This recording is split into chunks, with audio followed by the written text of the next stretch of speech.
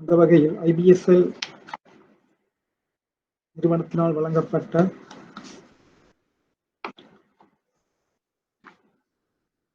கையேட்டை நோக்குவோமானால், முதலாவதாக நீங்கள் உங்களது உயர்தர பொருளியல் பாடத்தில் கற்ற பல விடயங்கள் உள்ளடக்கப்பட்டுள்ளது. இரண்டாவதாக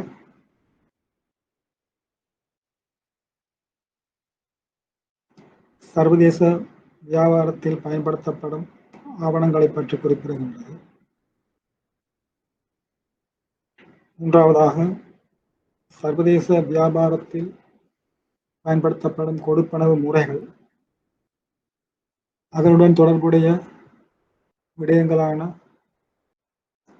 ஸ்விஃப்ட், தொடர்புபடுத்தும் வங்கிகள், நொஸ்ட்ரோ அக்கவுண்ட் கணக்குகள் தொடர்பான விடயங்கள். நான்காவது விடயமாக சர்வதேச வர்த்தக சம்மேளனத்தினால் பிரசுரிக்கப்பட்ட விதிகளை பற்றி ஆராய வேண்டியுள்ளது.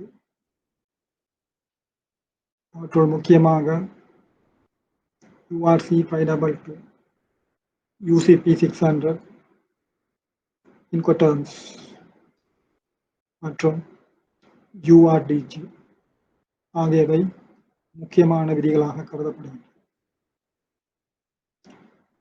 அடுத்த விடயமாக சுங்க நடைமுறைகளை பற்றி ஆராய வேண்டியிருக்கும். முக்கியமாக இயல்புக்குறிகள் என்று குறிப்பிடப்படும் ஹார்மோனைஸ் சிஸ்டம்ஸ், பொருட்களின் வகைப்படுத்தல், பொருட்களை எவ்வாறு சுங்கத்திலிருந்து விடுவித்தல், அதனுடன் தொடர்புடைய கட்டணங்கள், மேலும் இறக்கியேற்றல் வியாபாரம், ஒன்றுபோற்று என்று கூறுவோம். அதுக்கு அடுத்த விடயமாக சர்வதேச வர்த்தக நிதியிடல். சர்வதேச வர்த்தக நிதியிடல் அதாவது இன்டர்நேஷனல், உங்களது பாடத்தை நோக்கினால் இன்டர்நேஷனல் ட்ரேட் அண்ட் ஃபைனான்ஸ், சர்வதேச வர்த்தகம் மற்றும் அதற்கான நிதியிடல். நிதியிடல் தொடர்பான பல விடயங்கள் உங்களது பாடவிதானத்தில் உள்ளடக்கப்பட்டுள்ளது. அதாவது குறிப்பாக இறக்குமதி ஏற்றுமதி வியாபாரத்திற்கு எவ்வகையான நிதி வசதிகள் வங்கிகளினால் வழங்கப்படுகின்றன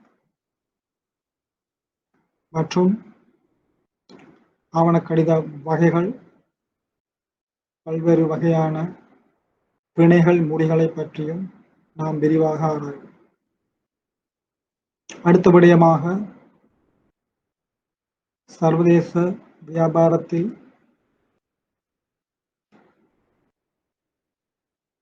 முக்கியமான ஒரு விடயமாக கருதப்படுவது இறக்குமதி ஏற்றுமதிக்கான கொடுப்பனவுகளை மேற்கொள்ளும் பொழுது விநியோகிக்கப்படும் அந்நிய செலவாணி வீதங்கள், எக்ஸ்சேஞ்ச் ரேட்ஸ். வாங்கும் விலை, விற்கும் விலை, அதனுடன் தொடர்புடைய கணிப்பீடுகள். முக்கியமாக உங்களது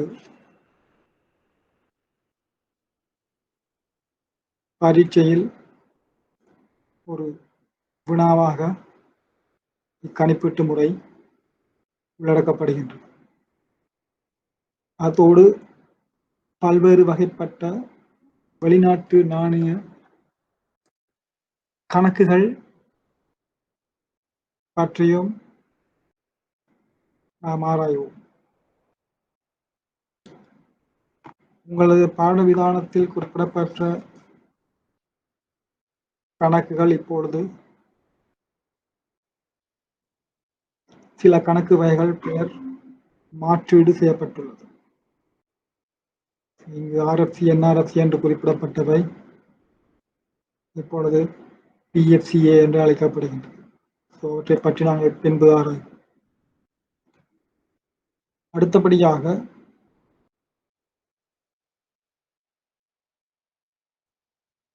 இறக்குமதி ஏற்றுமதி தொடர்பான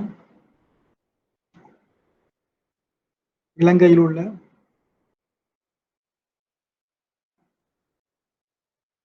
இறக்குமதி ஏற்றுமதி துறையை உரிய விதத்தில் கொண்டு செல்வதற்காக மத்திய வங்கியினாலும் இறக்குமதி ஏற்றுமதி கட்டுப்பாட்டு திணைக்களம் மற்றும் சுங்க திணைக்களம் ஏனைய ஒழுங்கு பிரமாண நிறுவனங்களினால் விநியோகிக்கப்படும் ஒழுங்கு முறைகள் தொடர்பான விடயங்கள் நமது பாடவிதானத்தில் உள்ளடக்கப்பட்டுள்ளது.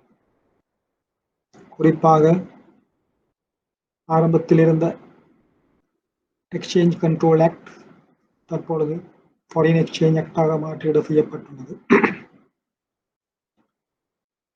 இறுதியாக நமது பாடவிதானத்தில் சர்வதேச வியாபாரத்துடன் தொடர்புடைய சில முக்கிய நிறுவனங்கள் தொடர்பாக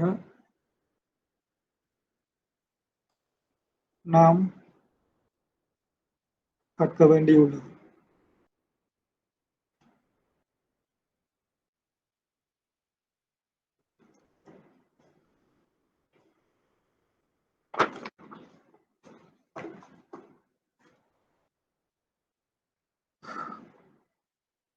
ஆன்லைன் மூலமாக கற்கும் அனுபவம் இது எனது வாழ்நாளின் முதல் நாள் அனுபவம்.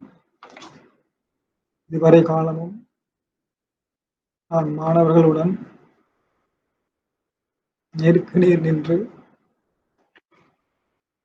பாடங்களை கற்பித்த எனக்கு இன்று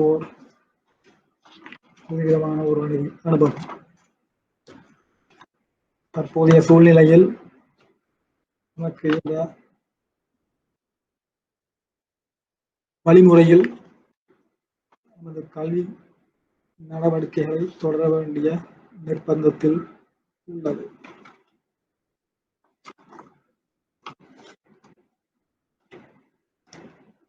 இலங்கை வங்கியாளர் நிறுவனத்தினால் கொண்டு நடத்தப்படும் பன்னாட்டு வர்த்தகம் மற்றும் நிதி தொடர்பான பரீட்சையை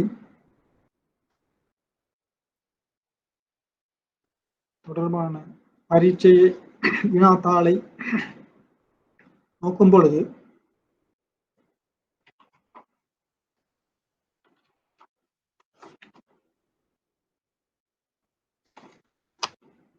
உங்களுக்கு 8 வினாக்கள் வழங்கப்படும். அந்த வகையில் முதலாவது வினா கட்டாய வினாவாக உள்ளடக்கப்பட்டுள்ளது. 5 பல்தேர்வு வினாக்களும் 5 வினாக்களுக்கு குறுகிய பதில்களை வழங்குமாறு வேண்டி நிற்பு.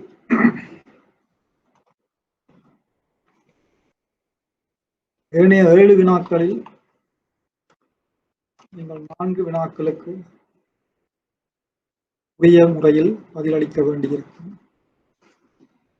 ஒவ்வொரு வினாவிற்கும் 20 புள்ளிகள், 5 வினாக்களுக்கும் உங்களுக்கு 100 புள்ளிகள் வழங்கப்படும்.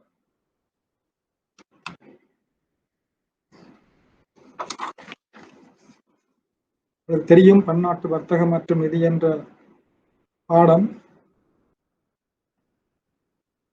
ஆரம்ப காலங்களில் ஒரு கட்டாய பாடமாக இருந்து பின்பு அது ஒரு ஆப்ஷனல் சப்ஜெக்டாக கருதப்பட்டு மீண்டும் புதிய பாட விதானத்திற்கு அமைவாக ஒரு கட்டாய பாடமாக உள்ளடக்கப்பட்டுள்ளது.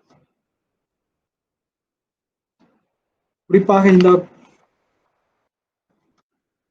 பாடத்தை கற்கும் மற்றும் பரீட்சையை எதிர்நோக்கும் மாணவர்களில் பெரும்பாலானோர்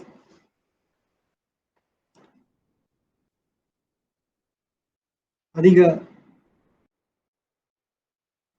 சிக்கலுக்கு அல்லது கஷ்டங்களுக்கு உள்வாங்கப்படுவதாக நான் அறிய வந்தேன். காரணம், சர்வதேச துறையில் அனுபவம் அல்லது வங்கிகளில் இறக்குமதி ஏற்றுமதி துறைகளில்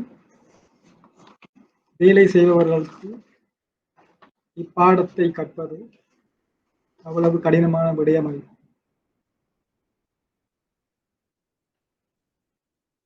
பிரான்ச் பேங்கிங் மற்றும் கிளையியல் வங்கியல் மற்றும் ஏனைய திணைக்களங்களில் தொழில்புரியும் தொழிலாளர்களுக்கு இப்பரீட்சை இப்பாடம் சில வேளைகளில் உள்வாங்குவதற்கு கடினமாக. காரணம், சர்வதேச வியாபாரத்தில் நாங்கள் பயன்படுத்தப்படும் விதிமுறைகள் உங்களுக்கு அவ்வளவு விளக்கப்பட்டிருக்காது. எனினும் இந்த பரீட்சையை சித்தி அடையும் பொருட்டு அதற்கேற்றவாறு நான் உங்களுக்கு எளிமையான முறையில் இந்த பாடத்தை கற்பிப்பதற்கு உத்தேசித்துள்ளேன்.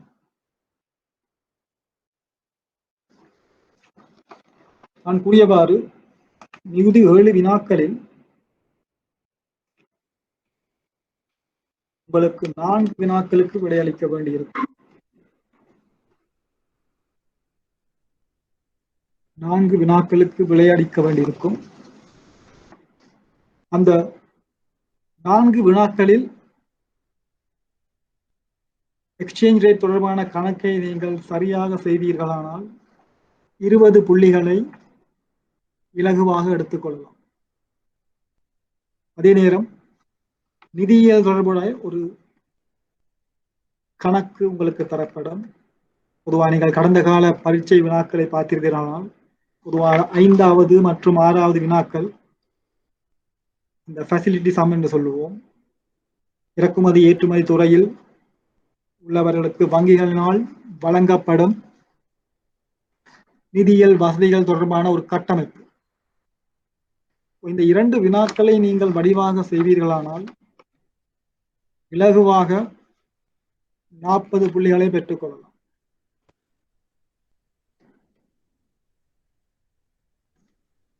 இந்த 2 வினாக்களை தவிர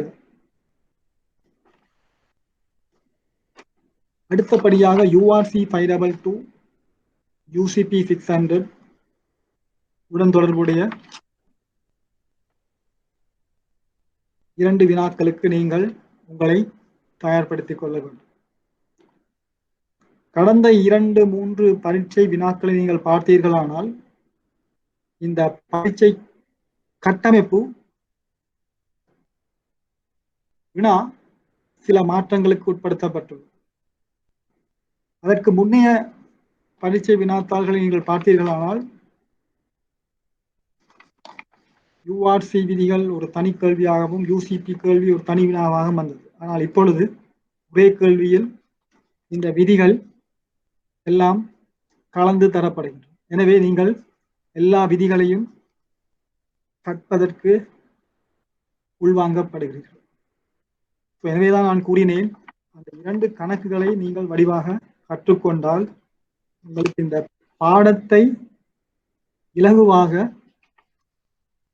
பரீட்சையில் தேர்ச்சி பெற முடியும். மேலும் உங்களுக்கு பொதுவாக 2 வினாக்கள் ஒரு ஜெனரல் கேள்விகளாக வரும்.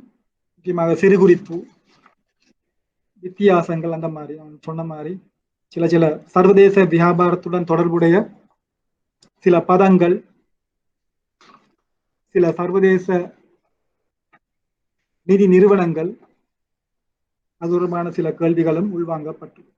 இதுதான் உங்களது வங்கியாளர் நிறுவனத்தினால் வழங்கப்பட்ட அல்லது ஒவ்வொரு முறையும்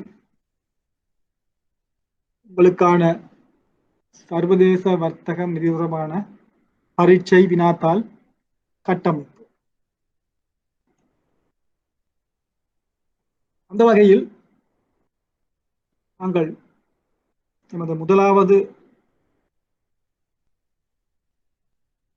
விடயத்தை நோக்குவோமானால் சர்வதேச வியாபாரம் மற்றும் அதற்கான நிதியிடம், இன்டர்நேஷனல் ட்ரேட் அண்ட் ஃபைனான்ஸ். உங்களுக்கு முதல்ல தெரியணும் இன்டர்நேஷனல் ட்ரேட் என்றால் என்ன, அதற்கு உங்களுக்கு தெரியணும் ட்ரேட் என்றால் என்ன, வர்த்தகம். வர்த்தகம் என்றால் என்ன?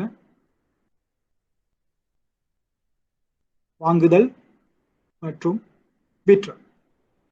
இந்த வர்த்தகத்தை நாங்கள் இரண்டு வகையாக பிரிக்கலாம். அதாவது உள்நாட்டு வர்த்தகம், சர்வதேச வர்த்தகம். உள்நாட்டு வர்த்தகம் அதாவது டொமஸ்டிக் ட்ரேட் என்று சொல்லுவோம். இன்டர்நேஷனல் ட்ரேட் சர்வதேச வர்த்தகம் என்று குறிப்பிடும். இந்த இரண்டுக்கும் உள்ள வித்தியாசம் என்ன?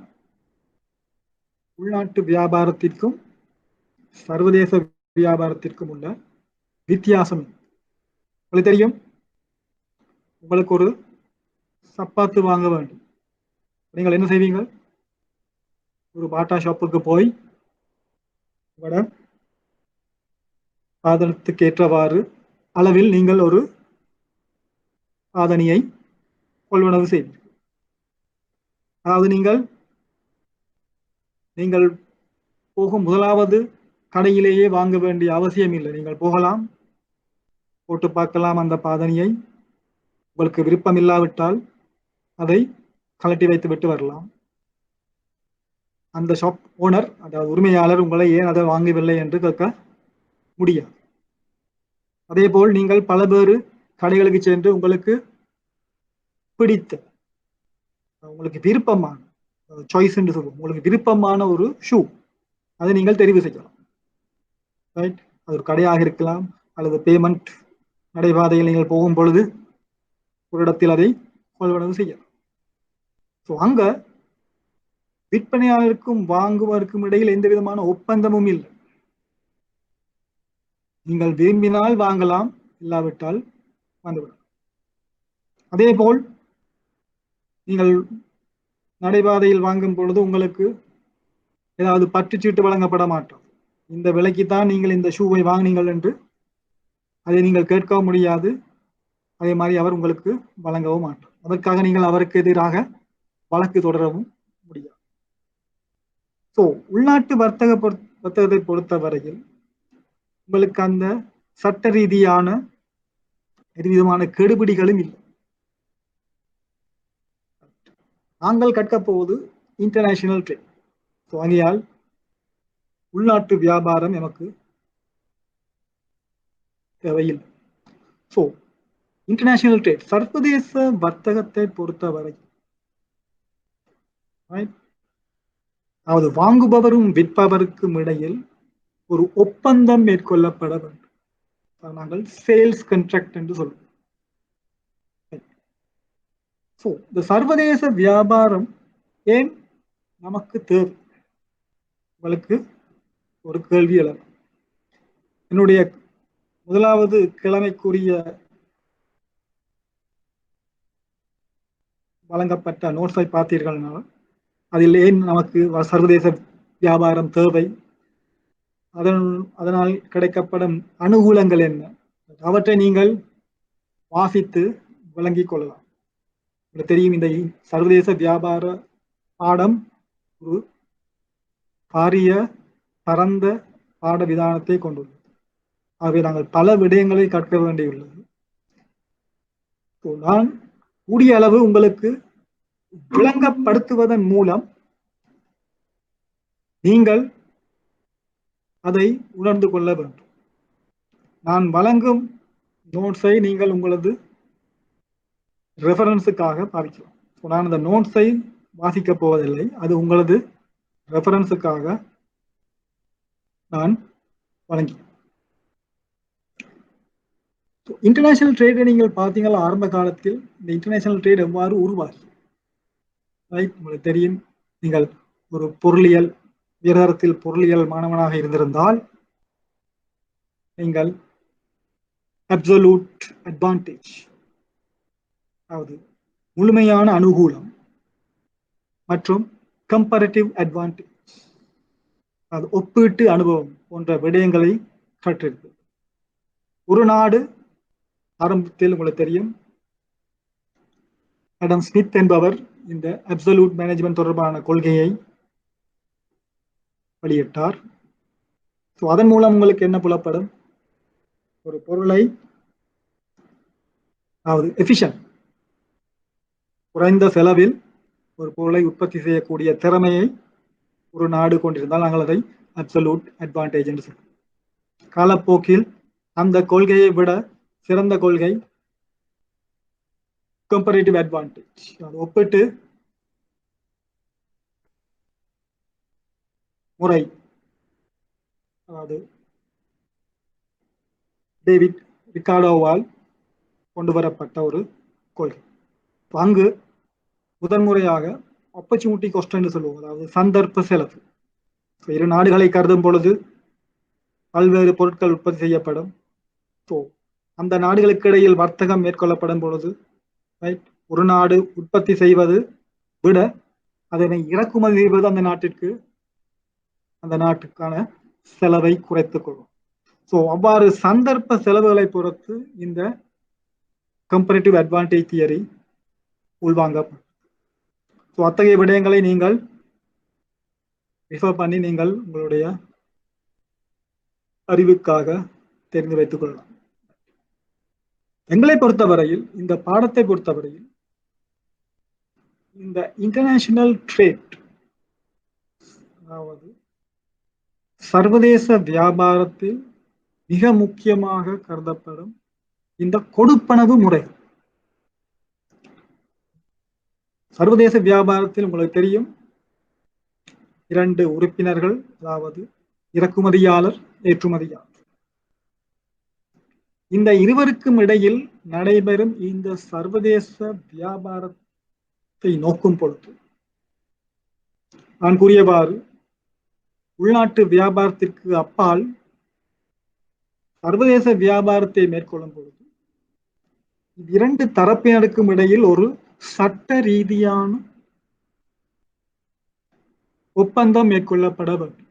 அதை நாங்கள் சேல்ஸ் கான்ட்ராக்ட், சேல்ஸ் அக்ரிமெண்ட் என்று சொல்லுவோம். இரண்டு தரப்பினருடைய லீகல் பர்சன்ஸ், அவருடைய சட்ட வல்லுநரால் தயாரிக்கப்படும் ஒரு ஆவணம், இரண்டு பேராலும் ஏற்றுக்கொள்ளப்படும் ஒரு ஒப்பந்தமே இந்த விற்பனை ஒப்பந்தம் அல்லது சேல்ஸ் கான்ட்ராக்ட். இந்த சேல்ஸ் கான்ட்ராக்டில் தான், அதாவது இந்த விற்பனை ஒப்பந்தத்தில் தான்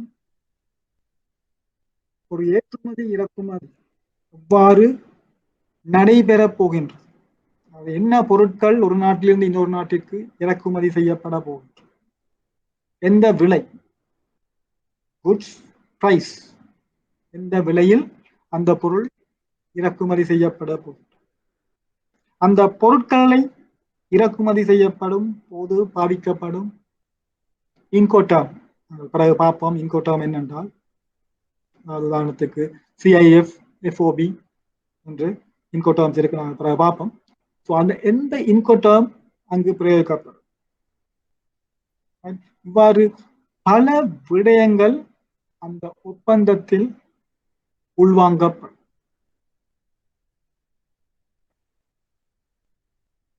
இந்த விற்பனை ஒப்பந்தத்தை மேற்கொண்ட பிறகுதான் ஏற்றுமதியாளருக்கும் இறக்குமதியாளருக்கும் இடையில் இந்த சர்வதேச வியாபார பொறிமுறை சரி.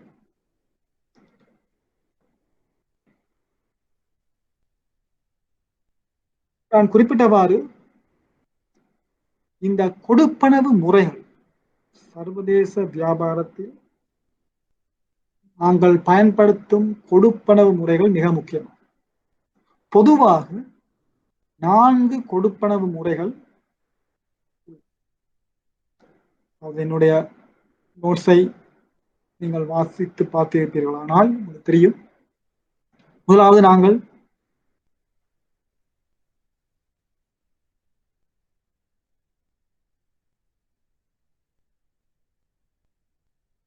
உட்பணவு கொடுப்பனவு முறை, அது அட்வான்ஸ் பேமெண்ட்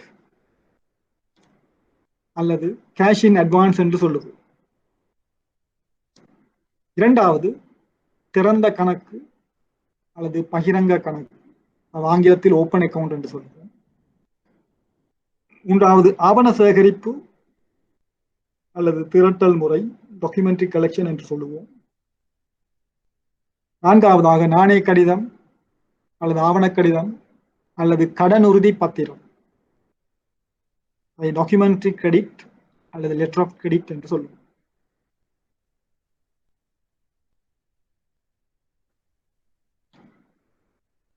இந்த 4 கொடுப்பனவு முறைகளை நீங்கள் உற்று நோக்கினால்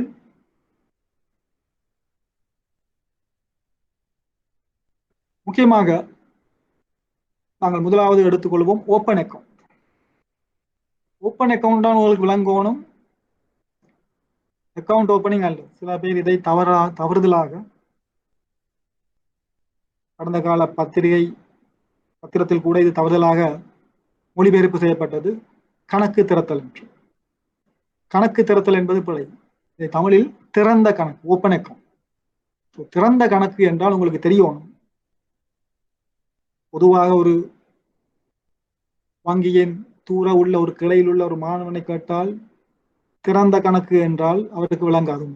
அவர் நினைப்பார் அக்கவுண்ட் ஓப்பனிங். அதாவது இன்டர்நேஷனல் ட்ரேட், சர்வதேச வியாபார துறையில் தொழில் புரியும் ஒரு தொழிலாளி, ஒரு எம்ப்ளாயிக்கு தெரியும் ஓப்பன் அக்கவுண்ட் என்றால் அது இன்டர்நேஷனல் ட்ரேடில் பயன்படுத்தப்படும் ஒரு கொடுப்பனவு முறை. அப்ப இந்த டெர்மினாலஜி நீங்கள் வடிவாக தெரிந்து கொள்ளணும்.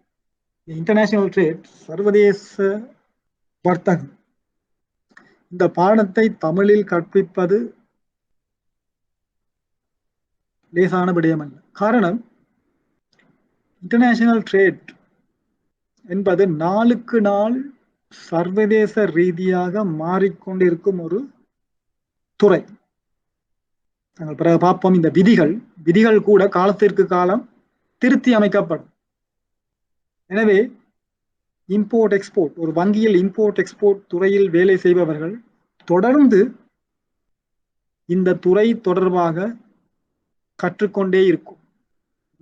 நாளுக்கு நாள் நாங்கள் பலவிதமான புதிய விடயங்களை இந்த துறையில் கற்றுக்கொண்டிருக்கிறோம். முக்கியமாக தற்போதைய இந்த COVID-19 ஒரு அசாதாரண சூழ்நிலையில் பின்பு கூட குறிப்பாக இத்துறையில் வேலை செய்யும் வங்கி உத்தியோகத்தர்கள் கூடிய சிக்கல்களுக்கு உள்வாங்கப்பட்டுள்ளனர். காரணம், இறக்குமதி ஏற்றுமதி கட்டுப்பாட்டு திணைக்களம் மற்றும் இலங்கை மத்திய வங்கி போன்ற ஒழுங்கு விதிகளை பிரயோகிக்கும் நிறுவனங்கள் பல ஒழுங்கு விதிகளை நாளுக்கு நாள் மாற்றி அமைத்துக் கொண்டுள்ளன. எனவே அதற்கேற்ற விதத்தில் வங்கியில் சர்வதேச வியாபாரத்தில் தொழில் புரிபவர்களும் அவற்றை வடிவாக விளங்கிக் கொண்டு தமது கடமைகளை மேற்கொள்ள வேண்டும்.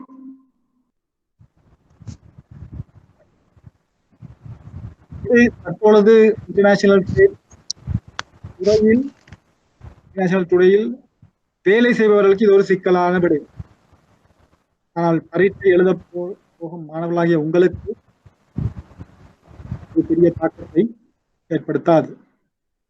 முக்கியமாக இந்த 4 கொடுப்பனவு முறைகளையும் நீங்கள் பார்க்கும் பொழுது உங்களுக்கு இந்த 4 முறைகளையும் ஒன்றுடன் ஒன்று ஒப்பிட்டு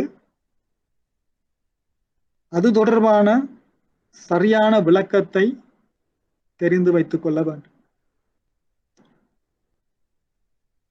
நாங்கள் ஓப்பன் அக்கவுண்ட் என்று சொன்ன பொழுது, அதாவது திறந்த கணக்கு, உங்களுக்கு தெரிந்திருக்கும். ஓப்பன் அக்கவுண்ட் என்றால் இறக்குமதியாளருக்கும் ஏற்றுமதியாளருக்கும் இடையில் நடைபெறும் வியாபாரத்தை மேற்கொள்ளும் பொழுது இது இறக்குமதியாளருக்கு ஒரு சாதகமான ஒரு முறை. தெரியும், சர்வதேச வியாபாரத்தில் ஏற்றுமதியாளர் பொருட்களை ஏற்றுமதி செய்வார், இறக்குமதியாளர் அந்த பொருட்களை இறக்குமதி செய்வார். ஏற்றுமதியாளர் ஏற்றுமதி செய்யப்படும் தன்னுடைய பொருட்களுக்கு அதற்கான கொடுப்பனவை வேண்டி நிற்பார். இந்த சர்வதேச வியாபாரத்தை மேற்கொள்ளும் இரு தரப்பினர்களும் இடையில் இந்த இடர் நேர்வு, அதாவது ரிஸ்க் எலிமெண்ட் எவ்வாறு பங்கீடு செய்யப்படும் என்பதை இந்த 4 கொடுப்பனவு முறைகளையும் உங்களுக்கு தெளிவாக எடுத்துரைக்கின்றன. ஓப்பன் அக்கவுண்டை பொறுத்தவரையில் இது இறக்குமதியாளர்களோடு சாதகமான ஒரு கொடுப்பனவு முறையாக கருதப்படும். காரணம், ஏற்றுமதியாளர் முன்கூட்டியே பொருட்களை இறக்குமதியாளருக்கு அனுப்பி வைப்பார். பின்பு தமக்கிடையே ஏற்படுத்தப்பட்ட விற்பனை ஒப்பந்தத்திற்கு அமைவாக பின்பு குறிப்பிடப்பட்ட அல்லது பிற்போடப்பட்ட ஒரு திகதியில் அப்பொருட்களுக்கான கொடுப்பனவை மேற்கொள்வார். இதுதான் ஓப்பன் அக்கவுண்ட், திறந்த கணக்கு என்று சொல்லுவோம். இந்த ஓப்பன் அக்கவுண்டை பொறுத்தவரையில் பயஸ், அதாவது கொள்வனவாளர், உங்களது எனது நோட்ஸில் கூட நான் குறிப்பிட்டிருந்தேன், ஏற்றுமதியாளர் என்றால் விற்பவர், இறக்குமதியாளர் என்றால் கொள்வனவாளர். இந்த 4 கொடுப்பனவு முறைகளையும் கற்கும் பொழுதும் உங்களுக்கு தெரியும், இந்த எக்ஸ்போர்ட்டர் இம்போர்ட்டர் தொடர்பான அவர்களை அழைக்கும் பதங்களும் வித்தியாசப்படும். எனவே அப்பதங்களை நீங்கள் வடிவாக தெரிந்து வைத்துக் கொள்ள வேண்டும். அத்துடன் அதற்கான ஆங்கில பதங்களையும் நீங்கள் வடிவாக தெரிந்து வைத்துக் கொள்ள வேண்டும். சில வேளைகளில் உங்களுக்கு பரீட்சைகளில் தமிழாக்கம் மொழிபெயர்ப்பு செய்யப்பட்டு தரும் பொழுது சில நேரம் உங்களுக்கு அந்த சரியான பதத்தை தெரிவு செய்வதிலும் இடரை மேற்கொள்ளலாம். எனவே அந்த ஆங்கில பதத்தையும் வடிவாக தெரிந்து வைத்துக் கொள்ள வேண்டும். உதாரணத்துக்கு எக்ஸ்போர்ட்டரை நாங்கள் எல்சியில நாங்கள் எக்ஸ்போர்ட்டர் சொல்றது பெனிஃபிஷியல், பயனாளி. எல்சியில இம்போர்ட்டரை சொல்றது அப்ளிகண்ட் அல்லது விண்ணப்பதார். அதே இது நாங்கள் டாக்குமெண்ட்ரி கலெக்ஷன்ல எக்ஸ்போர்ட்டர் சொல்றது பிரின்சிபல் அல்லது டிராவர், ஆவணங்களை வரைபவர். இம்போர்ட்டரை சொல்லுவோம் டிராவிங், அதாவது வரை. இவ்வாறு இந்த சொற்பதங்கள் இந்த கொடுப்பனவு முறைகளில் ஒன்றுக்கொன்று வேறுபடும். இந்த ஓப்பன் அக்கவுண்ட் நான் குறிப்பிட்டவாறு இது பயஸ், வாங்குபவர்களுக்கு ஒரு சிறந்த ஒரு கொடுப்பனவு முறை. அதாவது they dictate terms to the exporter. இறக்குமதியாளருக்கு ஏற்றுமதியாளருக்கு எதிராக ஒரு சிறந்த பார்கெனிங் பவர், அந்த பொருட்களை கொள்வனவு செய்வதற்கான பார்கெனிங் பவர் உள்ளது. அதாவது சில வேளைகளில் குறைந்த விலையில் அப்பொருட்களை வாங்கக்கூடியதாக இருக்கும். ஓப்பன் அக்கவுண்டுடன் ஒப்பிடும் பொழுது அட்வான்ஸ் பேமெண்ட், அடுத்த கொடுப்பனவு முறையை நீங்கள் நோக்கினால் நாங்கள் முட்கொடுப்பனம் என்று சொல்லுவோம். அட்வான்ஸ் பேமெண்ட், முட்கொடுப்பு. இங்கே நடக்கும் திறந்த கணக்கிற்கு நேரெதிராக, அதாவது ஆப்போசிட், ஏற்றுமதியாளர் முன்கூட்டியே கொடுப்பனவை பெற்றுக்கொள்வார். பின்புதான் அதற்குரிய பொருட்களை அனுப்பியது. ஆகவே அட்வான்ஸ் பேமெண்ட், சில வேளையில் அதை கேஷ் இன் அட்வான்ஸ் என்று சொல்லுவோம். அது அட்வான்ஸ் பேமெண்ட் அல்லது கேஷ் இன் அட்வான்ஸ், இது ஏற்றுமதியாளருக்கு ஒரு சிறந்த கொடுப்பனவு முறையாக கருதப்படும். அது ஒரு சாதகமான முறை. காரணம், கொடுப்பனவு முன்கூட்டியே பெற்றுக்கொள்ளப்படும். எனவே முற்றிலும் 100% பாதுகாப்பு அவருக்கு உண்டு. காரணம், பொருட்களுக்குரிய கொடுப்பனவை பெற்ற பின்புதான் அதற்குரிய பொருட்களை பின்பு அவர் கப்பல் ஏற்றி வைப்பார். அப்ப நாங்கள் சொல்லுவோம் இந்த ரிஸ்க் டயக்ராம் என்று சொல்லுவோம். அதாவது ஒரு இடர்நேர் இந்த கொடுப்பனவு முறைகளை ஒரு இடர்நேர்வு ஒரு வரைபடத்தின் மூலம் நாங்கள் நோக்குவோமானால் ஓப்பன் அக்கவுண்ட் ஒரு துருவத்திலும் அட்வான்ஸ் பேமெண்ட் ஒரு துருவத்திலும் காணப்படும்.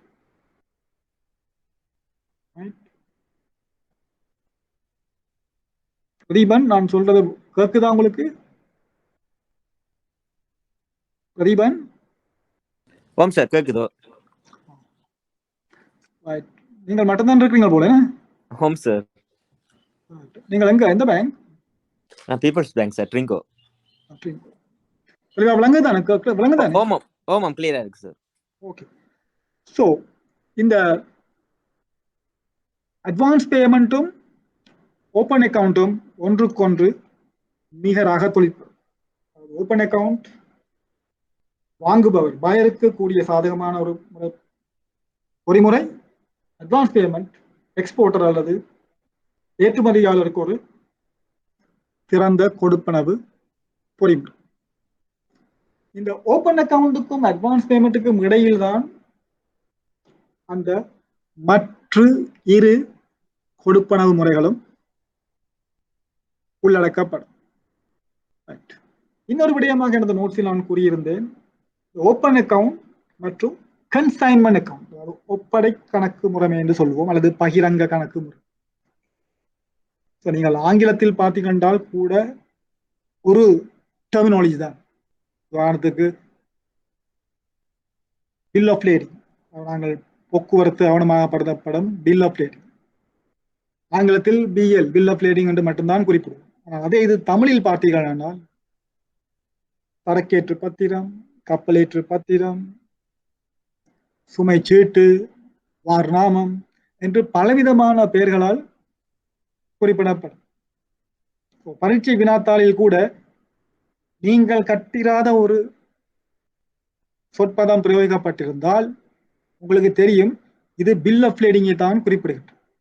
அது பொதுவாக உங்களுக்கு உங்களுடைய இன்டர்நேஷனல் ட்ரேட் பேப்பரை பார்த்தீங்கன்னா ஆங்கில பதம் அடைப்புக்குறிக்குள் தரப்பட்டிருக்கு. ஆகவேயால் இந்த பாடத்தை நீங்கள் ஆங்கில சொற்பதங்களை கட்டாயம் தெரிந்து கொள்ள வேண்டும்.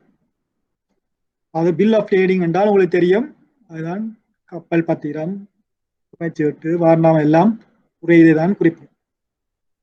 ரைட். அப்ப இந்த ஓப்பன் அக்கவுண்ட்டும் கன்சைன்மெண்ட் அக்கவுண்ட்டும் ஒரே மாதிரியாக தொழிற்பாடை தான் பொறிமுறையை தான் கொண்டுள்ளது. சில புத்தகங்களில் அல்லது நீங்கள் பார்த்திருக்கலாம் கொடுப்பன முறைகள் 5ஆக குறிப்பிட்டிருக்கலாம். ஆனால் உண்மையில் ஓப்பன் அக்கவுண்ட்டும் கன்சைன்மெண்ட் அக்கவுண்ட்டும் ஒரே பொறிமுறை. அதாவது ஏற்றுமதியாளர் முன்பே பொருட்களை அனுப்பி வைப்பார், அதன் பின்பு அதற்குரிய கொடுப்பனவை மேற்கொள்ளுதல் தான் இந்த open account and consignment account. So பொதுவாக நீங்கள் இன்டர்நேஷனல் ட்ரேட் நீங்கள் ஏதாவது ரிசர்ச் பண்ணி பார்த்தீர்கள் இந்த 4 கொடுப்பனவு முறைகளும் தான் குறிப்பிடப்பட்டிருக்கு.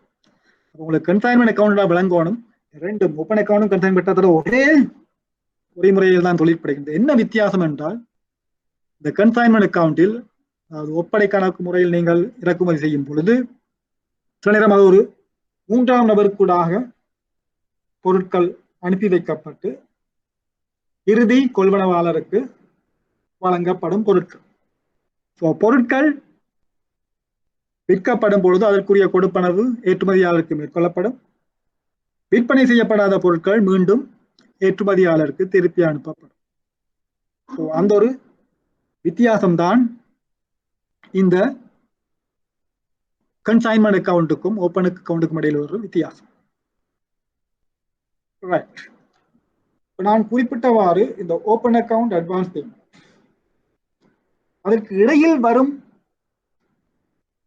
ஏனைய இரு கொடுப்பனவு முறைகள் தான் ஆவண திரட்டு, டாக்குமெண்ட் கலெக்ஷன், அடுத்தது லெட்டர் ஆஃப் கிரெடிட், ஆவண கடிதம். இந்த 3வது முறை ஆவண திரட்டு, அது ஆவண சேகரிப்பு, டாக்குமெண்ட்ரி கலெக்ஷன் என்று சொல்லுவோம். இந்த டாக்குமெண்ட்ரி கலெக்ஷனை நாங்கள் பிறகு பார்ப்போம். அது பொதுவாக 2 முறைகள் உள்ளது. அதாவது ஒன்று நாங்கள் டிபி என்று சொல்லுவோம், அடுத்து டிஏ என்று சொல்லுவோம். டிபி என்றால் டாக்குமெண்ட்ஸ் அகெயின்ஸ்ட் பேமெண்ட், கொடுப்பனவின் பின் ஆவணங்கள் விடுவிப்பு. டிஏ என்றால் டாக்குமெண்ட்ஸ் அகெயின்ஸ்ட் அக்செப்டன்ஸ், ஏற்றுக்கொள்ளலின் பின் ஆவணங்கள் விடுவிப்பு.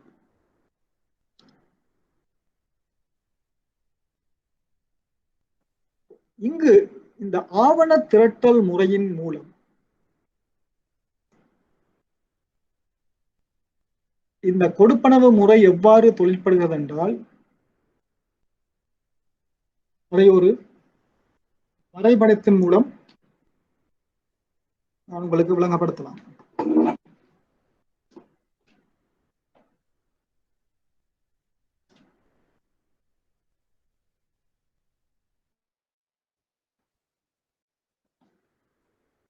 போர்டில் விளங்குதா? ஆமாம் சார், விளங்குதோ. ஆவண சேகரி நான் ஆரம்பத்தில் குறிப்பிட்டேன். Open account, advance payment. இந்த 2 முறைகளிலும் பார்த்தீங்கன்னா எக்ஸ்போர்ட்டரும் இம்போர்ட்டரும், எக்ஸ்போர்ட்டர் இறக்குமதியாளருக்கு பொருட்களை அனுப்பி வைப்பார், குட்ஸ். அதாவது இம்போர்ட்டர் பேமெண்ட் செய்வார். Open account, advance payment. ஏற்றுமதியாளர் பொருட்களை அனுப்பி வைப்பார் இறக்குமதியாளருக்கு, பின்பு இறக்குமதியாளர் ஏற்றுமதியாளருக்கு கொடுப்பனவை மேற்கொள்ளும். அட்வான்ஸ் பேமெண்ட் என்ன சொன்னால், இறக்குமதியாளர் முன்கூட்டியே கொடுப்பனவை மேற்கொள்வார், பின்பு ஏற்றுமதியாளர் பொருட்களை அனுப்புவார். இங்கு இந்த திறந்த கணக்கு முறையிலும் முற்கொடுப்பனவு முறையிலும் வங்கிகள் நேரடியாக தொழிற்படாது.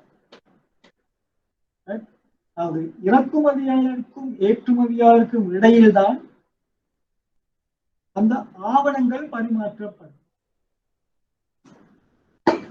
அதாவது திறந்த கணக்கு முறையிலோ அல்லது உட்கடப்பணம் முறையிலோ சர்வதேச வியாபாரம் நடைபெறும் பொழுது அப்பொருட்களை விடுவிப்பதற்கும் அப்பொருட்களை விடுவிப்பதற்கு தேவையான ஆவணங்களை பெற்றுக்கொள்ளும் பொறிமுறையும் இவ்விரு தரப்பினருக்கும் இடையில் நேரடியாக நடைபெறும். அந்த கொடுப்பனவை மேற்கொள்ளும் பொழுது மட்டும்தான் அவர்கள் வங்கியின் உதவியை நாடுவார்கள். இந்த 2 முறைகளில் கொடுப்பனவை மேற்கொள்வதற்காக மட்டும்தான் இந்த வங்கிகளின் பயன்பாடு உள்ளது. மற்றும்படி இந்த ஆவணங்கள், அதாவது பொதுவாக இந்த சர்வதேச வியாபாரத்தில் கருதப்பட மிக முக்கியமான ஆவணங்கள் என்று சொன்னால் தெரியுமே, கமர்ஷியல் இன்வாய்ஸ், அது வர்த்தக விலைப்பட்டியல், கமர்ஷியல் இன்வாய்ஸ், வார்னாவும் சுமைச்சீட்டு, இதை 2ம் முக்கியமாக கருதப்படும் ஆவணம். இந்த ஆவணங்கள் நேரடியாக, உதாரணத்துக்கு ஓப்பன் அக்கவுண்ட்ல என்ன நடக்கும்டா, எக்ஸ்போர்ட்டர் முன்கூட்டியே ஷிப்மெண்ட் செய்வார், செய்து போட்டு அதற்குரிய டாக்குமெண்ட்ஸை அவர் இம்போர்ட்டருக்கு அனுப்பி வைப்பார்.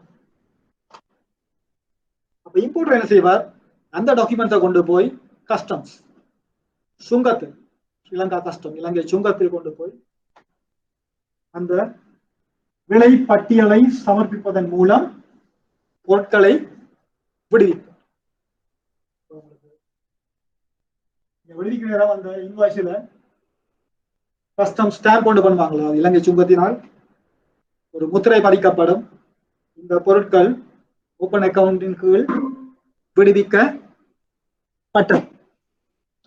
பின்பு அந்த பொருட்களை விடுவித்து அந்த பொருட்களை விற்றதன் பின்போ அல்லது குறிப்பிட்ட கால இடைவெளியின் பின்பு இறக்குமதியாளர் வங்கிக்கு வந்து சொல்லுவார் அதற்குரிய கொடுப்பனவை மேற்கொள்ள வேண்டும்.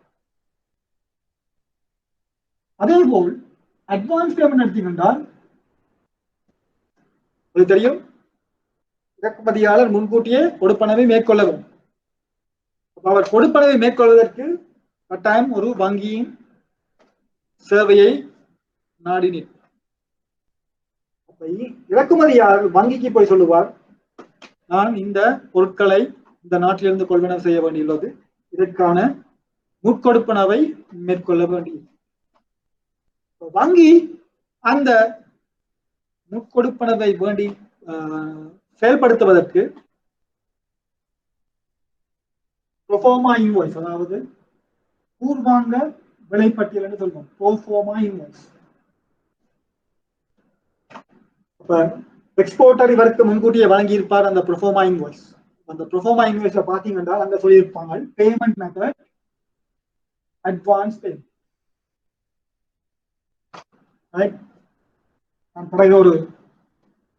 ஒரு அவங்களுக்கு ஒரு டியூப் தாரன். இந்த சர்வதேச வர்த்தகத்தில் நாங்கள் பயன்படுத்தும் ஆவணங்கள், documents used in international trade. இந்த ப்ரோஃபார்மா இன்வாய்ஸ் என்றால் என்ன பாத்தீங்கன்னா பூர்வாங்க விலைப்பட்டியல். அதாவது நான் முதலே சொன்னால் எக்ஸ்போர்ட்டருக்கும் இம்போர்ட்டருக்கும் இடையில் சேல்ஸ் கான்ட்ராக்ட், விற்பனை ஒப்பந்தம். அந்த விற்பனை ஒப்பந்தத்தில் பல விடயங்கள் உருவாக்கப்பட்டுள்ளது. அந்த விடயங்களின் ஒரு சாராம்சம் தான் இந்த ப்ரோஃபார்மா இன்வாய்ஸ். இந்த ப்ரோஃபார்மா இன்வாய்ஸ்ல சில விடயங்கள் குறிப்பிடப்பட்டிருக்கு. முக்கியமாக என்ன பொருட்கள், என்ன விலை, என்ன இன்கோட்டாம், அந்த விடயங்கள் இந்த ப்ரோஃபார்மா இன்வாய்ஸில் உள்ளடங்கப்பட்டிருக்கு. என்ன கொடுப்பனவு முறை. அப்போ உங்களுக்கு இந்த ப்ரோஃபார்மா இன்வாய்ஸை இறக்குமதியாளர் கொண்டு வரும்போது உங்களுக்கு தெரியுது அட்வான்ஸ் பேமெண்ட், முற்கொடுப்பனவு முறையின் கீழ் செலுத்தப்பட வேண்டும். அப்ப அந்த ப்ரோஃபார்மா இன்வாய்ஸை வங்கிக்கு அவர் சமர்ப்பிக்கும் பொழுது வங்கி அதற்கான முற்கொடுப்பனவை மேற்கொள்ளும். ஏற்றுமதியாளருக்கு பணம் பெற்றுக்கொண்ட பின்பு ஏற்றுமதியாளர் பொருட்களை அனுப்புவது. ஆகவே இங்கு கொடுப்பனவிற்காக மட்டும்தான் இந்த வங்கி பயன்படுத்தப்படும். மற்றும்படி இந்த ஆவணங்கள் நேரடியாக இறக்குமதியாளருக்கும் ஏற்றுமதியாளருக்கும் இடையில் பரிமாற்றிக் கொள்ளப்படும்.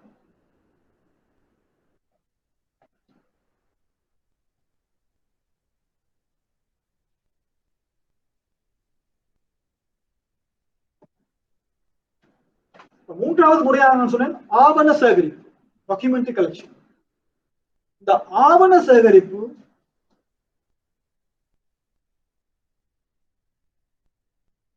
இங்கு ஆவணங்கள் வங்கிகளினூடாக பரிமாற்றப்படும்.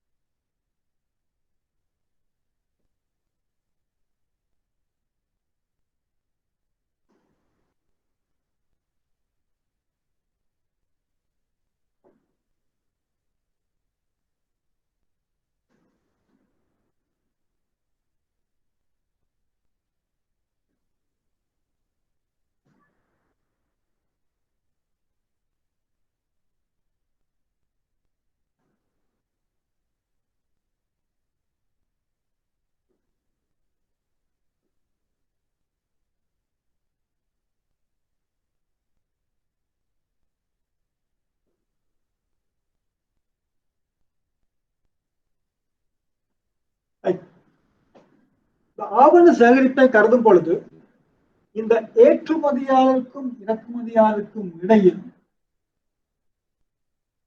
பொருட்கள் பரிமாற்றப்பட்ட பின்பு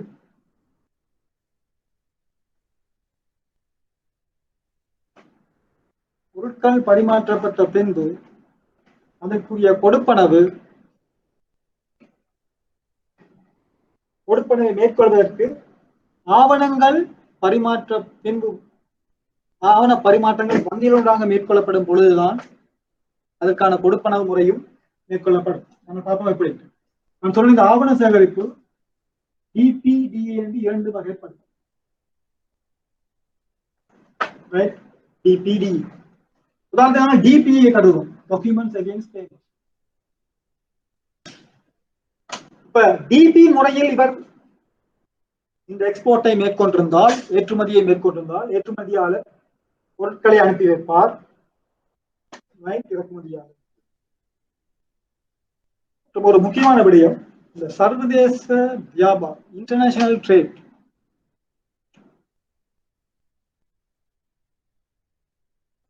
வங்கிகள் இந்த சர்வதேச வர்த்தக வியாபார முறையில் தொழிற்படும் பொழுது முக்கியமாக ஆவணங்களை மட்டும் தான் கையாளும். அது உங்களுக்கு முக்கியமாக தெரிந்து கொள்ள வேண்டிய ஒரு விடை.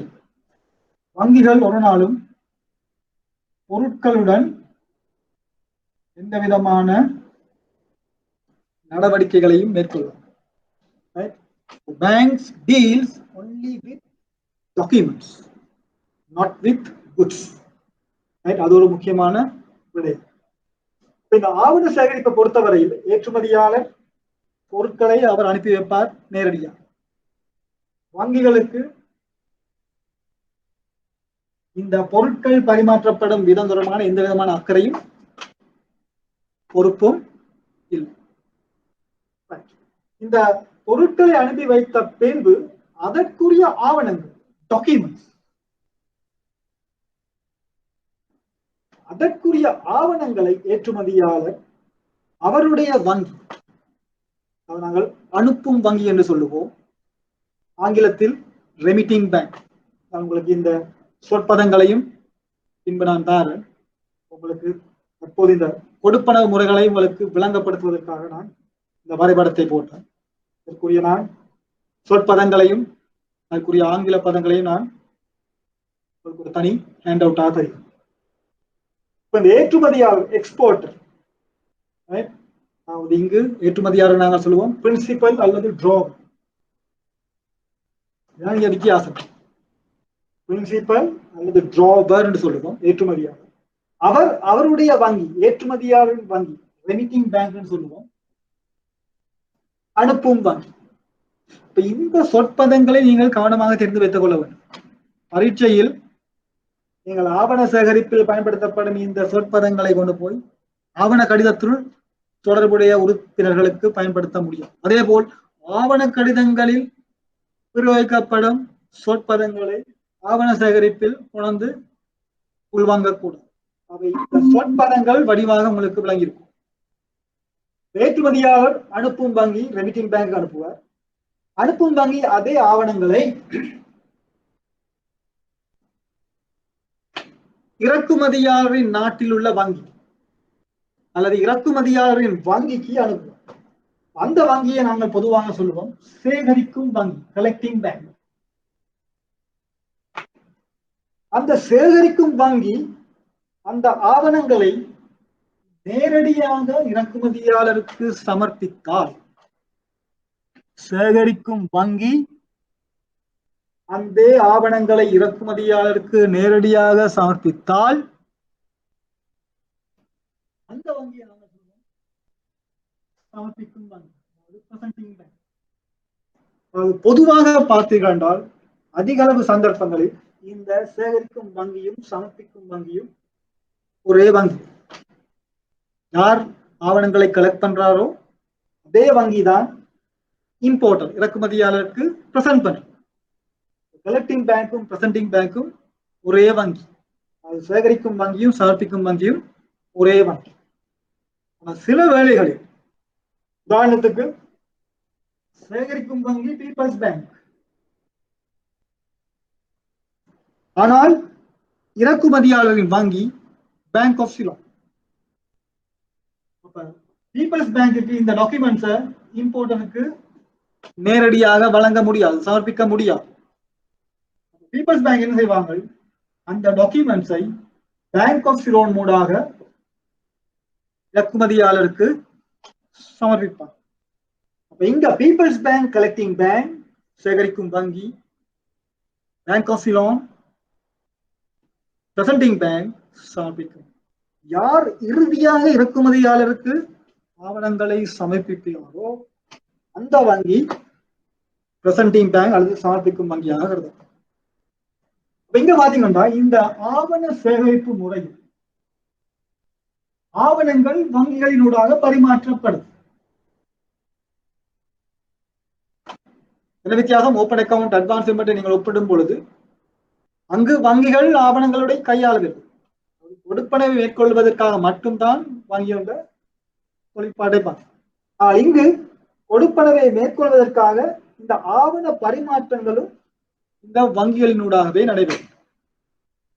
அது டிபியாக இருந்தால் டாக்குமெண்ட்ஸ் இங்கு வந்தவுடன் இந்த சமர்ப்பிக்கும் வங்கி இறக்குமதியாளருக்கு பேமெண்ட் கொடுப்பனவை பெற்றுக்கொண்ட பின்புதான் ஆவணங்களை விடுவிக்க வேண்டும். அது டாக்குமெண்ட்ஸ் அகெயின்ஸ்ட் பேமெண்ட், டிபின்னு சொல்லுவோம். நீங்கள் இறக்குமதியாளருக்கு ஆவணங்கள் சமர்ப்பிப்பதற்கு அவர் முன்கூட்டியே கொடுப்பனவை மேற்கொள்ளும். நீங்கள் கொடுப்பனவை பெற்றுக்கொண்டு ஆவணங்களை விடுவிக்கும். டிஏ என்று சொன்னால் டாக்குமெண்ட்ஸ் அகெயின்ஸ்ட் அக்செப்டன்ஸ். ஆவணங்கள் வரும், இங்க வந்து சேகரிக்கும் வங்கி என்ன செய்வாங்க? அந்த டாக்குமெண்ட்ஸோட வார பில் ஆஃப் எக்ஸ்சேஞ்ச் தெரியும், மாற்றுண்டி. இந்த பில் ஆஃப் எக்ஸ்சேஞ்சை மட்டும் இறக்குமதியாளருக்கு கொடுத்து அவர் அந்த பில் ஆஃப் எக்ஸ்சேஞ்ச் மாற்றுண்டியலை ஏற்றுக்கொண்ட பின்பு ஆவணங்களை விடுவிப்பார்.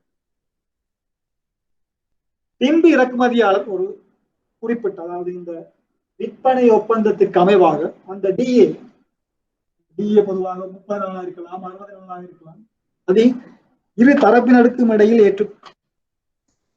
செய்து கொள்ளப்பட்ட ஒரு உடன்படிக்கையின் பிரகாரம் இதற்கான கொடுப்பனவு ஒரு பிற்போடப்பட்ட திகதியில் மேற்கொள்ளப்பட்டது. டிஏ பில் ஆஃப் எக்ஸ்சேஞ்ச் ஏற்றுக்கொள்ளப்பட்ட பின்பு உடனடியாக ஆவணங்கள் விடுவிக்கப்படும். பின்பு ஒரு குறிப்பிட்ட திகதியில் இறக்குமதியாளர் தன்னுடைய வங்கிக்கு அந்த கொடுப்பனவை மேற்கொள்ள வேண்டும் ஆணையிடும். பின்பு இந்த கலெக்டிங் பேங்க் இந்த ரெமிட்டிங் பேங்குக்கு அந்த கொடுப்பனவை மேற்கொள்ளும். இதுதான் இந்த ஆவண சேகரிப்பு முறை. ஆவணங்கள் வங்கிகளின் மூலம் பரிமாற்றப்படும். இந்த ஆவண சேகரிப்பை நாங்கள் பின்பு விரிவாக கற்போம். இந்த ஆவண சேகரிப்பை விரிவாக கற்பதற்காகத்தான் உங்களுக்கு இந்த 2வது கிழமை URC 522 என்ற சர்வதேச விதிகளின் 26 உறுப்புரைகளையும் வரிசைப்படுத்தி தந்துவிட்டோம். இதெல்லாம் ICC international chamber of commerce சர்வதேச வர்த்தக சம்மேளனத்தினால் பிரசுரிக்கப்பட்ட விதிகள். இந்த ஆவண சேகரிப்பு தொடர்பாக தற்போது பயன்படுத்தப்படும் இந்த விதிகள் 1995ஆம் ஆண்டு திருத்தி அமைக்கப்பட்டது. அதாவது ரிவைஸ் பண்ணு சொல்லுவோம். URC 522 ICC publication as per revision 1995. அப்ப இதுல இருக்க 26 உறுப்புரைகளையும் நாங்கள் இந்த ஆவண சேகரிப்பு கொடுப்பனவு முறையுடன் தொடர்புபடுத்தி விரிவாக கற்போம். அது உங்களுடைய பரீட்சை வினாத்தாளில் பார்த்தீர்கள் என்றால் முதலாவது கேள்வி பல்தேர்வு வினாக்களில் குறைந்த ஒரு 2 கேள்வியாவது நீங்கள் இந்த 26 உறுப்புடன் தொடர்புடைய 2 கேள்விகள் உங்களுக்கு பரீட்சிக்கப்படும். மேலும் மீதமுள்ள 7 வினாக்களில் கிட்டத்தட்ட ஒரு 4 வினாக்களில் ஒவ்வொரு வினாவிலும் இந்த URC 522 தொடர்புடைய ஒரு வினா கேட்கப்படும். ஆரம்ப காலத்தில் இது ஒரு தனி கேள்வியாக வந்தது. URC 522 இந்த 26 விதிகளையும் உள்ளடங்கி ஒரு தனி கேள்வி வந்தது. தற்பொழுது ஒவ்வொரு வினாவிலும் இந்த URC 522 தொடர்பான ஒரு கேள்வி வரும். அவை இந்த 26 உறுப்புரைகளையும் கற்பது சுலபம். நாங்கள் பிறகு பார்ப்போம். UCP 600 ஒப்பிடுகையில் இந்த URC 522 விதிகளை கற்பது இலகுவாகும். உங்களுக்கு அடிப்படையில் உங்களுக்கு விளங்கணும் இந்த ஆவண சேகரிப்பு தொழிற்படும் முறை. 2 வகைப்படும் டிபிடிஏ. எவ்வாறு ஆவணங்கள் அனுப்பி வைக்கப்படுகின்றது, இந்த உறுப்பினர்கள் யார் யார் உறுப்பினர்கள், டிபி என்றால் நீங்கள் கொடுப்பனவை எடுத்துக்கொண்டு டாக்குமெண்ட்ஸை ரிலீஸ் பண்ணணும். டிஏ என்றால் பில் ஆஃப் எக்ஸ்சேஞ்ச் ரிலீஸ் பண்ணி எக்ஸப்ட் பண்ண பிறகு டாக்குமெண்ட்ஸை ரிலீஸ் பண்ணுவீங்க. பிறகு ஃபியூச்சர்ல பேமெண்ட்டை செய்யும். இதுவரையில் ஏதாவது கேள்வி, சந்தேகங்கள்? தீபன்? இல்ல சார், கிளியரா இருக்கு. கிளியரா? இது ஃபர்ஸ்ட் டைம் சரிங்களா இல்லாட்டி எக்ஸாம்? இது ஃபர்ஸ்ட் டைம் சார் எக்ஸாம். நிறைய பேர் ரெஜிஸ்டர் பண்ணியிருந்தாங்களோ, நான் டைம் காணல. டைம் டேபிள பார்க்கலையோ தெரியல.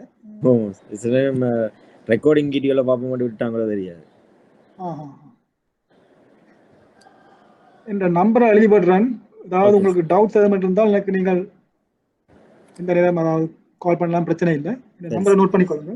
Okay sir.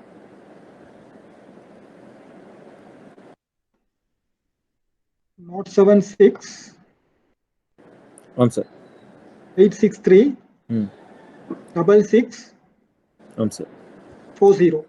Okay sir. என்னுடைய பேர் நகுலேஸ்வரன். Okay DFCC bank. உங்களுக்கு இது வடிவம் விளங்கிச்சா? ஆம் சார், கிளியரா இருக்கு. சோ இதுதான் ஆவண சேகரிப்பு முறை.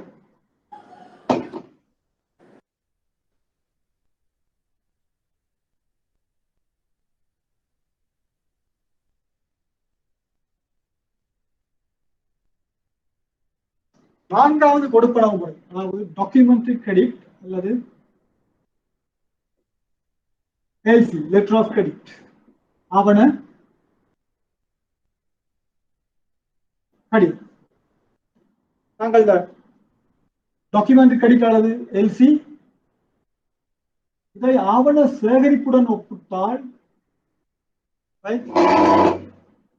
இந்த முக்கியமான ஒரு வித்தியாசம் ஆவண சேகரிப்புக்கும் ஆவண கடிதம். இதையும் ஆவண சேகரிப்பில் நான் குறிப்பிட்டு வங்கிகள் ஆவணங்களை கையாளுகின்றன. ஆவண கடிதத்திலும் வங்கிகள் ஆவணங்களை கையாள போகின்றன. என்ன வித்தியாசம் என்றால், இந்த ஆவண சேகரிப்பில் நான் குறிப்பிட்ட அந்த ஆவணங்கள் வந்து சேரும் ஒழுங்கிற்கு அமைவாக வங்கிகள் ஆவண சேகரிப்பில் தொழிற்படுவது ஒரு தபால் கந்தோரை போன்றது, ஒரு போஸ்ட் ஆபீஸ். போஸ்ட் ஆபீஸ்ல என்ன செய்வீங்க? லெட்டரை போஸ்ட் பண்றதுக்கு லெட்டரை கொண்டு போய் போஸ்ட் ஆபீஸ்ல கொடுப்பீங்க. என்ன செய்வாங்க?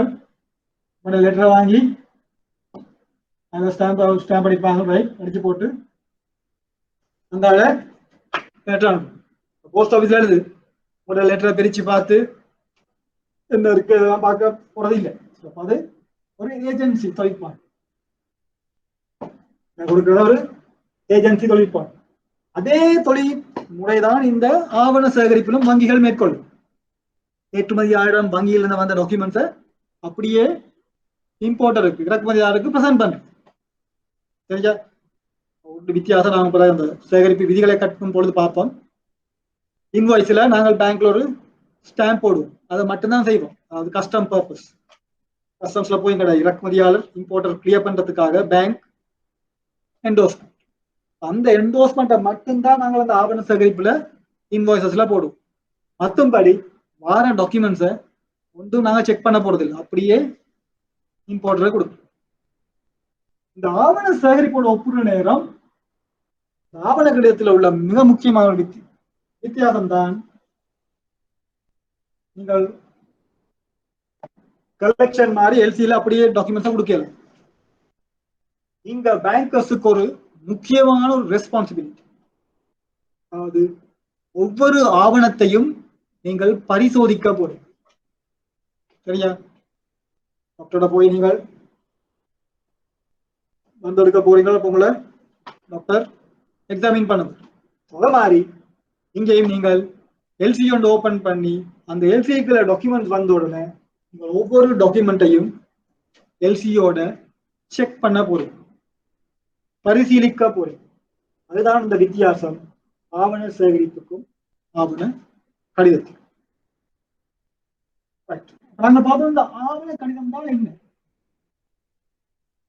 இந்த ஆவண கடிதத்தை நாங்கள் பிறகு ஆவண கடிதங்களின் வகைகள் என்று பிறகு நாங்கள் விவரமாக கற்போம்.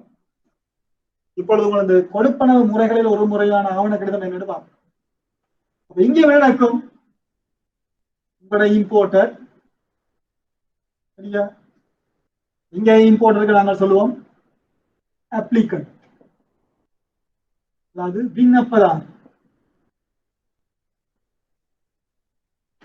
கலெக்ஷன்ல சொன்ன இம்போர்ட்டர் டிராவி வரை, இங்க இம்போர்ட்டர் விண்ணப்பதாரி அப்படி அந்த சொற்பதங்கள் நான் பிறகு உங்களுக்கு நோட்ஸா தான். அந்த இம்போர்ட்டர் என்ன செய்வார்? அவர் தன்னுடைய வங்கி, அந்த வங்கியை நாங்கள் சொல்லுவோம் எல்சி இஷ்யூயிங் பேங்க்.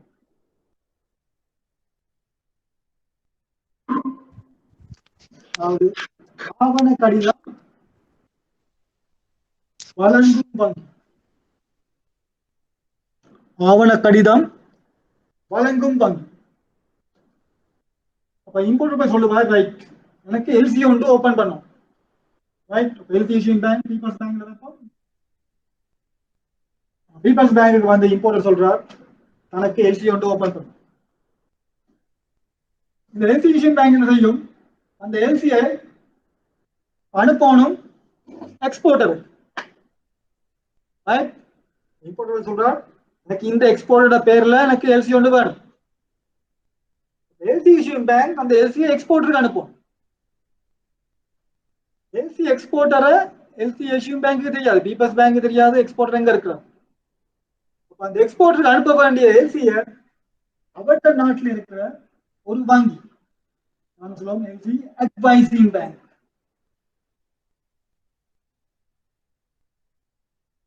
அதாவது ஆவண கடிதம் அறிவுறுத்தும் வங்கி, அட்வைசிங் பேங்க். அப்ப எல்சி இஷ்யூயிங் பேங்க் அந்த எல்சியை அட்வைசிங் பேங்க்கு அனுப்பி வைக்கும்.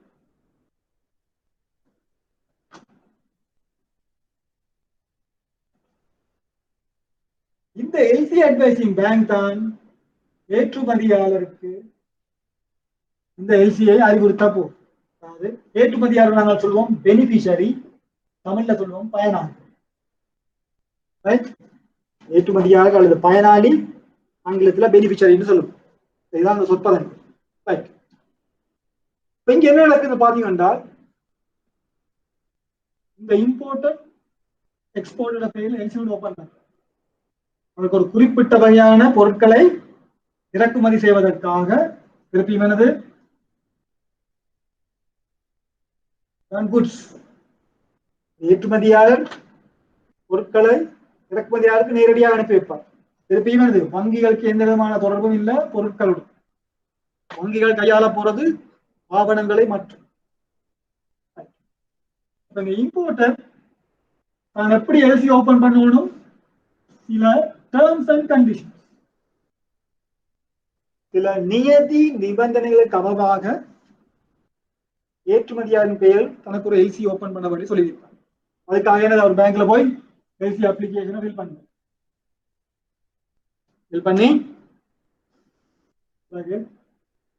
வீட்டில் பார்ப்போம் ஃபார்ம் 1 ரைட் ப்ரோஃபார்மா இன்வாய்ஸ் தேவையான டாக்குமெண்ட்ஸை கொடுத்தா எல்சி ஓபன் பண்ண சொல்றோம். சரி, எல்சி ஓபன் பண்ணியாச்சு. எல்சி ஓபன் பண்ண பேங்க் என்ன செய்யும், அதாவது உங்களோட பீப்பிள்ஸ் பேங்க் அந்த எல்சியை நாங்கள் இப்போ அனுப்பணும் எல்சி அட்வைசிங் பேங்க். எப்படி அனுப்புறது? ஸ்விஃப்ட். ஸ்விஃப்ட் கேள்விப்பட்டிருக்கீங்களா? ஸ்விஃப்ட் என்ன அதிபன்? ஆம் sir, society for world wide interbanking fund, society for world wide interbank telecommunication system. அது படிப்பா தெரிஞ்சிருக்கும். சில நேரம் உங்களுக்கு கமர்ஷியல் பேங்கிங்ல படிச்சீங்களா? கமர்ஷியல் பேங்கிங் படிச்சீங்களா? கமர்ஷியல் பேங்கிங் இல்ல சார், எங்களுக்கு ப்ரமோஷன் எக்ஸாம் நடந்த 3 அண்ட் ஆஃபீஸர் எக்ஸாம் அதுல சும்மா கேள்விப்பட்டேன்.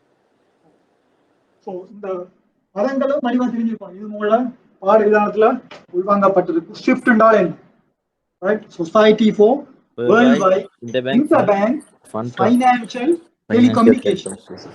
இந்த நேரம் இன்டர்நேஷனல் ட்ரேட்ல ஒர்க் பண்ணவங்களுக்கு பட்டாலும் சில நேரம் ம். குழம்பி கொண்டிருப்பாங்க. சரியா? அந்த பதங்களை நீங்க வடிவா சில நேரம் உங்களுக்கு உங்களோட பரீட்சையில் கூட அந்த 2 புள்ளிகளுக்கான வினாவில கேட்கலாம். ஷிஃப்ட் அண்ட் சில பாத்தீங்கன்னா கேள்விகள் வந்திருக்கு அக்ரோனிம்ஸ் சொல்லுவோம். அதாவது அந்த அக்ரோனிம்ஸை கொடுத்து போட்டு விரிவாக்கும். ஷிஃப்டால் யாரு விளக்குன்னு கேட்டா நீங்க முதல் ஷிஃப்ட் அப்ளிகேஷன் சொல்லுவோம். Society for world white inter bank financial telecommunication. அப்ப இந்த ஷிஃப்ட்டுக்குள்ளாதான் இந்த எல்சியை நாங்கள் அனுப்புறோம்.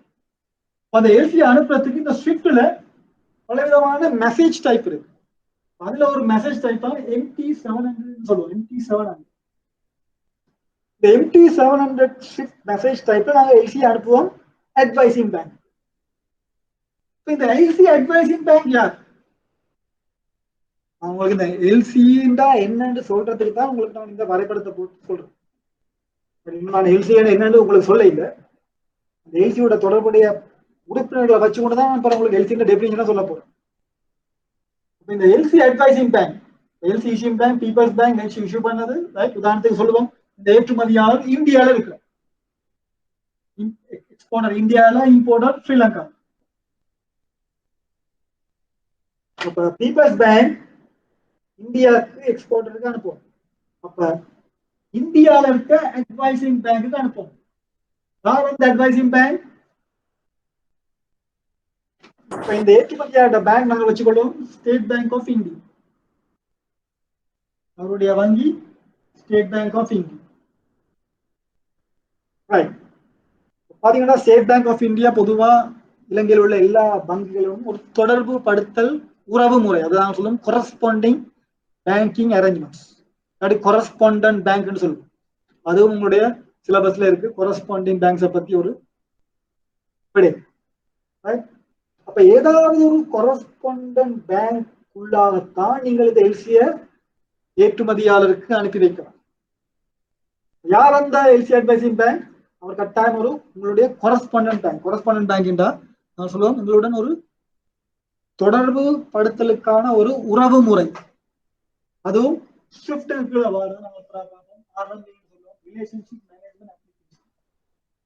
RMA ஒன்று இருக்கும்.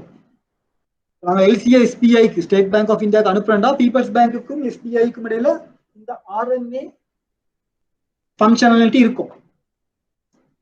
அப்படி இருந்தால்தான் நீங்கள் இந்த எல்சியை டைரக்டா ஸ்டேட் பேங்க் ஆஃப் இந்தியா அனுப்பணும். உங்க பீப்பிள்ஸ் பேங்க் எஸ்பிஐ இல்ல, ஸ்டேட் பேங்க் ஆஃப் இந்தியாவோட RMA இல்ல. ஆனா உங்களுக்கு இருக்கிறது வந்து ஐசிஐசிஐ பேங்க். அப்ப இப்ப எல்சி போகணும் ஸ்டேட் பேங்க் ஆஃப் இந்தியாவுக்கு, ஆனால் உங்கள்ட்ட ரிலேஷன்ஷிப் இருக்கு ஐசிஐசிஐ. அப்ப நீங்கள் என்ன செய்வீங்க? எல்சி அனுப்புவீங்க ஐசிஐசிஐ பேங்க்குக்கு, அனுப்பி ஐசிஐசிஐ பேங்க்குக்கு சொல்லுவீங்க அந்த எல்சியை ஸ்டேட் பேங்க் ஆஃப் இந்தியாவுக்கு அட்வைஸ் பண்ண சொல்லு. சரியா? அதாவது அட்வைசிங் பேங்கை பத்தி ஒரு கண்ணோட்டம் தெரியணும். யார் அட்வைசிங் பேங்க்? அந்த எல்சிஐ அறிவுறுத்துறவங்க. அறிவுறுத்துறதுக்கு உங்களுக்கு அந்த பேங்கோட தொடர்பு இருக்கும். தொடர்பு இருந்தால் நீங்க அந்த எல்சிஐ டைரக்டா அனுப்பலாம். எஸ்பிஐயோட தொடர்பு இருந்தால் நேராக எஸ்பிஐக்கு அனுப்பி எஸ்பிஐ அந்த எல்சிஐ ஏற்றுமதியாளருக்கு அறிவிக்கும். உங்களுக்கு வேற ஒரு வங்கி ஐசிஐசியோட இருந்தால் நீங்க ஐசிஐசிஐக்கு அனுப்பி எஸ்பிஐ அட்வைஸ் பண்ணலாம். அல்லது சில வேலைகள்ல ஐசிஐசிஐ என்ன செய்வாங்க? டைரக்டா ஏற்றுமதியாளருக்கு எல்சிஐ அட்வைஸ் பண்ணுவோம். சரியா? இதெல்லாம் நாங்கள் டெய்லி நாளுக்கு நாள் நாங்கள் ஃபேஸ் பண்ற இஷ்யூஸ். அதே மாதிரி எல்சி போகும், இந்தியன் எக்ஸ்போர்ட்டர் சொல்லுவா எனக்கு எல்சி வர இல்லை, அங்க ஏதாவது டிலே. இந்த ஐசிஐசிஐல இருந்து எஸ்பிஐக்கு போயிருக்கும், அங்க டிலே, அங்க வச்சிருப்பாங்க எல்சி அட்வைஸ் பண்ணாங்க. ஐசிஐசிஐ போய் அவங்க டைரக்டா எல்சி அட்வைஸ் பண்ணுவாங்க பெனிஃபிஷரிக்கு. ஏற்றுமதியாளருக்கு போகும்போது கூரியர்ல போகும் எல்சி, அந்த கூரியர் டிலே. அது மாதிரி பல விதமான பிரச்சனைகள் நாளுக்கு நாள் வங்கிகள் நாங்கள் மேற்கொள்ளும். ரைட். அதான் அட்வைசிங் பேங்க். அட்வைசிங் பேங்க் இந்த எல்சி எக்ஸ்போர்ட்டருக்கு போனவுடன் எக்ஸ்போர்ட்டர் செய்வார், இந்த எல்சியை வாசிப்பார். எல்சி என்ன வெறும் பீஸ் ஆஃப் பேப்பர், ஒரு கடதாசி. ஒரு கஸ்டமர் அப்ளிகேஷனை டைப் பண்ணி கொண்டு வந்து ஃபில் பண்ணி கொண்டு கொடுப்பார். அந்த எல்சியை பார்த்து கொண்டு நீங்க ஸ்விஃப்ட்ல டைப் பண்ணுவீங்க. அந்த டைப் பண்ண மெசேஜை உங்களோட ஒரு ஆஃபீஸர் வெரிஃபை பண்ணுவார், இன்னொரு ஆஃபீஸர் ஆத்தரைஸ் பண்ணுவார். அந்த ஸ்விஃப்ட் மெசேஜ் அங்கே இந்தியன் பேங்க்குக்கு போகும். அங்க போனோன்னா இந்தியன் பேங்க் என்ன சொல்லுவாங்க, இந்த எல்சி ஒரிஜினல். அதான் இந்த தொடர்புபடுத்தும் வங்கியின் காரணம், நீங்க அந்த தொடர்புடைய வேணுனால் அந்த எல்சி ஒரு ஜெனுவின் எல்சி. எஸ்பிஐக்கு தெரியும் இது பீப்பிள்ஸ் பேங்க்ல இருந்து வார ஒரு ஜெனுவின் எல்சி, உண்மையான நம்பகத்தனமான ஒரு ஆவண கடிதம். அந்த எல்சியை ஏற்றுமதியாக கொடுத்தோம்னா ஏற்றுமதியாக பயமில்லை, அவருக்கு தெரியும் இது பேங்க்ல இருந்து வந்த ஒரு ஒரிஜினல் எல்சி. அந்த எல்சி வந்தோடனே ஏற்றுமதியாளர் பொருட்களை உற்பத்தி செய்யும். எல்சி கையில வந்த பிறகுதான் எக்ஸ்போர்ட்டர் அவருடைய மேனுஃபேக்சரிங் ப்ரோசஸ் ஏற்றுமதிக்கான தயார்படுத்தலை மேற்கொண்டு அந்த பொருட்களை அனுப்பி வைப்பார். அதே நேரம் அந்த ஏற்றுமதிக்குரிய ஆவணங்களை தன்னுடைய வங்கி மூலமாக பீப்பிள்ஸ் பேங்குக்கு அனுப்பும். சரியா? எல்சி வந்துட்டு எக்ஸ்போர்ட்டருக்கு புஷ் போகுது ஒரு பக்கம், அதுக்குரிய ஆவணங்களை தன்னுடைய வங்கிக்கு கொடுத்து அதன் மூலமாக எல்சியை இஷ்யூ பண்ண வங்கி, அதாவது தமிழ்ல வழங்கும் வங்கின்னு சொல்லுவோம். யார் ஆவண கடிதத்தை வழங்குறாரோ அதான் வழங்கும் வங்கி. எல்சி இஷ்யூ பேங்க் அனுப்பணும்னு எல்சி இஷ்யூ பேங்க் என்ன செய்யும், இந்த டாக்குமெண்ட்ஸ், அதாவது ஏற்றுமதியாளர் இவருடைய பேங்க் கொடுத்தோன்னா இவருடைய பேங்க் இந்த டாக்குமெண்ட்ஸ் செக் பண்ணுவாங்க, எல்சியோட டாக்குமெண்ட்ஸ் ஓகேயா. இவங்க ஓகேன்னு சொன்னால் இவங்க இஷ்யூ பேங்க் அனுப்புவாங்க அதே டாக்குமெண்ட்ஸ். எல்சி இஷ்யூ பேங்க் அந்த டாக்குமெண்ட்ஸை செக் பண்ணி அந்த டாக்குமெண்ட்ஸை இம்போர்ட்டருக்கு சப்மிட் பண்ணுவாங்க, ப்ரெசென்ட் பண்ணுவாங்க பேமெண்ட். இங்க பாத்தீங்கன்னா அந்த ஆவண சேகரிப்புடன் ஒப்பிடுகையில் ஒவ்வொரு டாக்குமெண்ட்டையும் ஏற்றுமதியாளர் வங்கியும் செக் பண்ணும், பரிசீலிக்கும். அதே மாதிரி இம்போர்ட்டர் வங்கி எல்சி இஷ்யூ பேங்கும் அந்த டாக்குமெண்ட்ஸை பரீட்சிக்கும். அது எக்ஸாமினேஷன் ஆஃப் டாக்குமெண்ட்ஸ் சொல்லுவோம். ஒவ்வொரு ஆவணத்தையும் பரிசீலிக்கும். அப்ப ஆவணங்கள் எந்த விதமான தவறுகளும் இல்லாமல் இருந்தால், அதாவது என்ன தவறு, இந்த இறக்குமதியாளரின் நியதி நிபந்தனைகளுக்கு அவைவாங்க. என்ன உதாரணத்துக்கு இப்ப இந்தியால இருந்து இந்தியன் பாஸ்மதி ரைஸ் இம்போர்ட் பண்றோம். Indian basmati rice metric ton, ஒரு மெட்ரிக் டன் இவ்வளவு டாலர்ஸ். அத மாதிரி அந்த டாக்குமெண்ட்ஸ் இருக்கணும். உதாரணத்துக்கு இன்வாய்ஸ் எடுத்தீங்கன்னா இன்வாய்ஸ்ல இருக்கணும் இது Indian basmati rice, 10 metric ton, ஒரு மெட்ரிக் டன் இவ்வளவு டாலர்ஸ் இருந்தா அதுக்கேற்ற மாதிரி 10 மெட்ரிக் டாலர் சரியா இருக்கும். அந்த டேர்ம்ஸ் அண்ட் கண்டிஷன்ஸ் சரியாக ஒவ்வொரு ஆவணத்திலையும் அவர் போடுற ஒவ்வொரு ஆவணத்திலையும் அதுக்கேற்ற மாதிரி நியதி நிபந்தனைகள் இருந்தால் எல்சிசி பேங்க் சொல்லும் இந்த ஆவணங்கள் ஒரு விதமான தவறுகளும் இல்லை. அப்ப என்ன செய்யணும், இம்போர்ட்டர் அதுக்குரிய கொடுப்பனவை மேற்கொள்ளும். இங்கு ஒன்று டாக்குமெண்ட்ஸை செக் பண்றது பேங்க்ஸோட ரெஸ்பான்சிபிலிட்டி. அதே நேரம் பேமெண்ட், இந்த ஆவண சேகரிப்பை பொறுத்தவரையில பேங்க்ஸுக்கு பேமெண்ட் செய்ய வேண்டிய கடப்பாடு இல்லை. அது இன்னொரு வித்தியாசம். ஒன்று டாக்குமெண்ட்ஸை எக்ஸாமின் பண்ண தேவையில்லை, கலெக்ஷன்.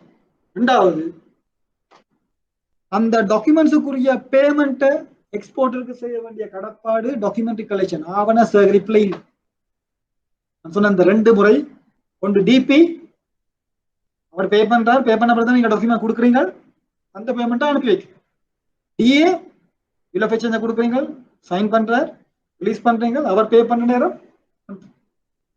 உங்களுடைய இம்போர்ட்டர் பே பண்ணாட்டி ஆவண சேகரிப்புல வங்கிகள் கொடுப்பனவை மேற்கொள்ள வேண்டிய அவசியம் இல்லை. ஆனால் எல்சியை பொறுத்தவரையில கொடுப்பனவு தொடர்பாக வங்கிகளுக்கு ஒரு கடப்பாடு உள்ளது. இன்னொரு மிக முக்கியமான வித்தியாசம், ஆவண சேகரிப்பையும் ஆவண கடிதத்தையும் ஒப்படை. நீங்க ஆவண கடிதத்துல இந்த ஆவணங்கள்ல எந்த விதமான தவறுகளும் இல்லாமல் இந்த எல்சி இஷ்யூயிங் பேங்க், அதாவது பீப்பிள்ஸ் பேங்க் உடனடியாக அந்த அதற்குரிய கொடுப்பனவை மேற்கொள்ளும். அதாவது பொதுவாக உடனடியாக சொன்னால் நாங்க பிறகு பார்ப்போம், யூசிபி எல்சியை கவர்ன் பண்றது யூசிபி 600 விதி. இந்த யூசிபி 600 விதிகளுக்கு அமைவாக மேக்சிமம் 5 days, 5 வேலை அலுவலக தினங்களுக்குள் நீங்கள் கொடுப்பனவை மேற்கொள்ள வேண்டும். அது உங்களை இம்போர்ட்டர் பே பண்ணாலோ பே பண்ணாட்டியோ டாக்குமெண்ட்ஸ் கிளீன், எந்த விதமான தவறுகளும் இல்லாட்டி பீப்பிள்ஸ் பேங்க் அதுக்குரிய கொடுப்பனவை இங்க கொடுப்பனவு தொடர்பான ஒரு கடமைப்பாட்டை பேங்க்ஸ் கொண்டு. அப்ப எல்சிஎஸ் சிம்பிள் டெபினிஷன் சொல்ல போனால் என்ன சொல்லுவீங்க? இறக்குமதியாளரின் வேண்டுகோளுக்கு அமைவாக ஏற்றுமதியாளரின் பெயரில் சில நியதி நிபந்தனையுடன் வழங்கப்படும் ஆவண கடிதத்திற்கு அமைவாக ஏற்றுமதியாளர் ஆவணங்களை சமர்ப்பிக்கும் பொழுது அவ்வாவணங்கள் இணங்கிய சமர்ப்பிப்பு, நாங்கள் பார்ப்போம், கம்ப்ளைண்ட் பிரசன்டேஷன் சொல்லி இணங்கிய சமர்ப்பிப்பு, அதாவது எந்த விதமான தவறும் இல்லை. எல்சியோட ஒப்புநேரம் ஆவணங்கள் எந்த விதமான தவறும் இல்லை. தவறுகளை நாங்கள் சொல்லுவோம் டிஸ்கிரிபன்சிஸ், அதாவது நோ டிஸ்கிரிபன்சிஸ், கிளீன் டாக்குமெண்ட், எந்த விதமான தவறும். அப்ப இந்த டேர்ம்ஸ் அண்ட் கண்டிஷன்ஸ்க்கு அமைவாக இவர் ஒரு கம்ப்ளைண்ட் பிரசன்டேஷன் இணங்கிய சமர்ப்பிப்பை சமர்ப்பிக்கும் பொழுது வங்கிகளால் அதற்காக கொடுப்பனவு மேற்கொள்ளப்படும் என்று வழங்கப்படும் ஒரு உத்தரவாதம் தான் என்னது?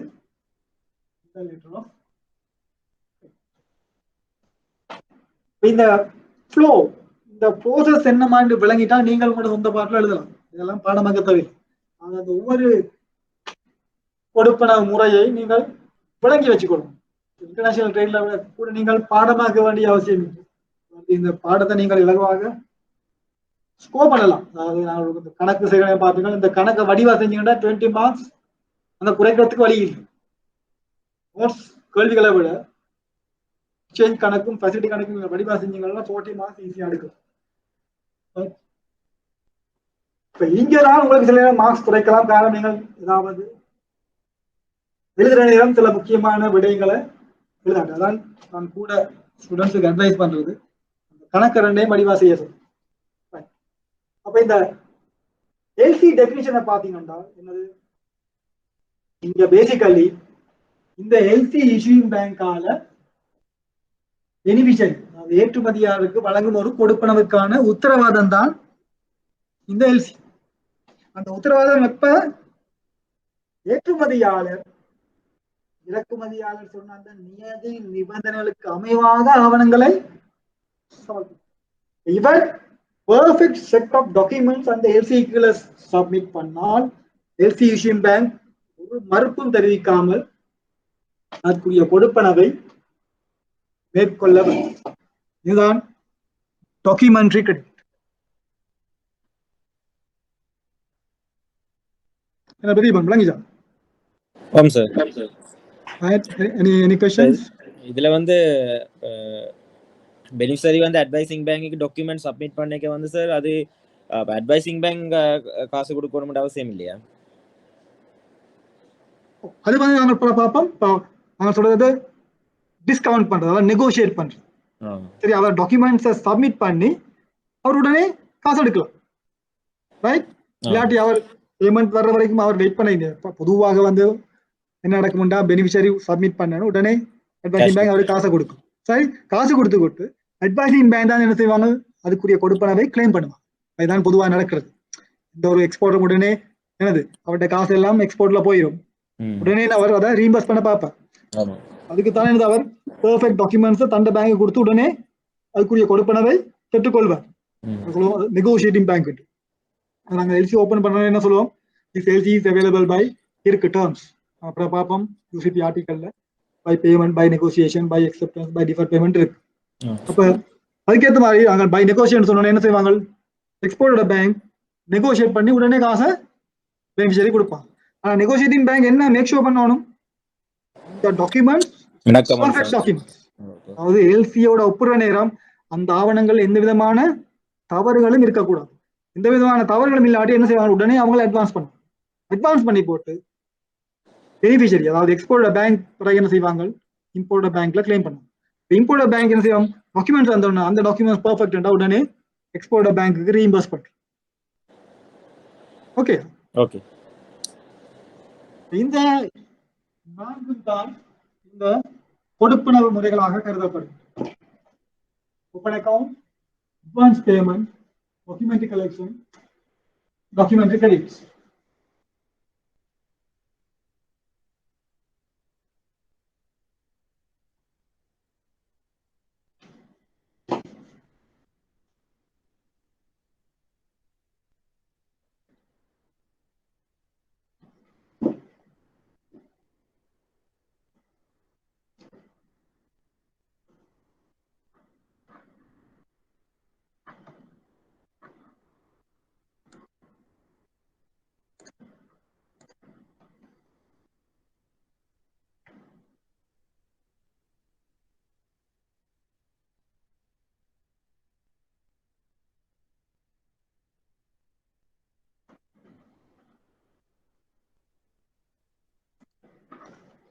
First pick அல்ல கடைசி 4 கொடுப்பன முறைகள பாத்தீங்கன்னா ரிஸ்க் டயகிராம் சொல்லிருக்கேன். Risk diagram, right? open account, advance payment,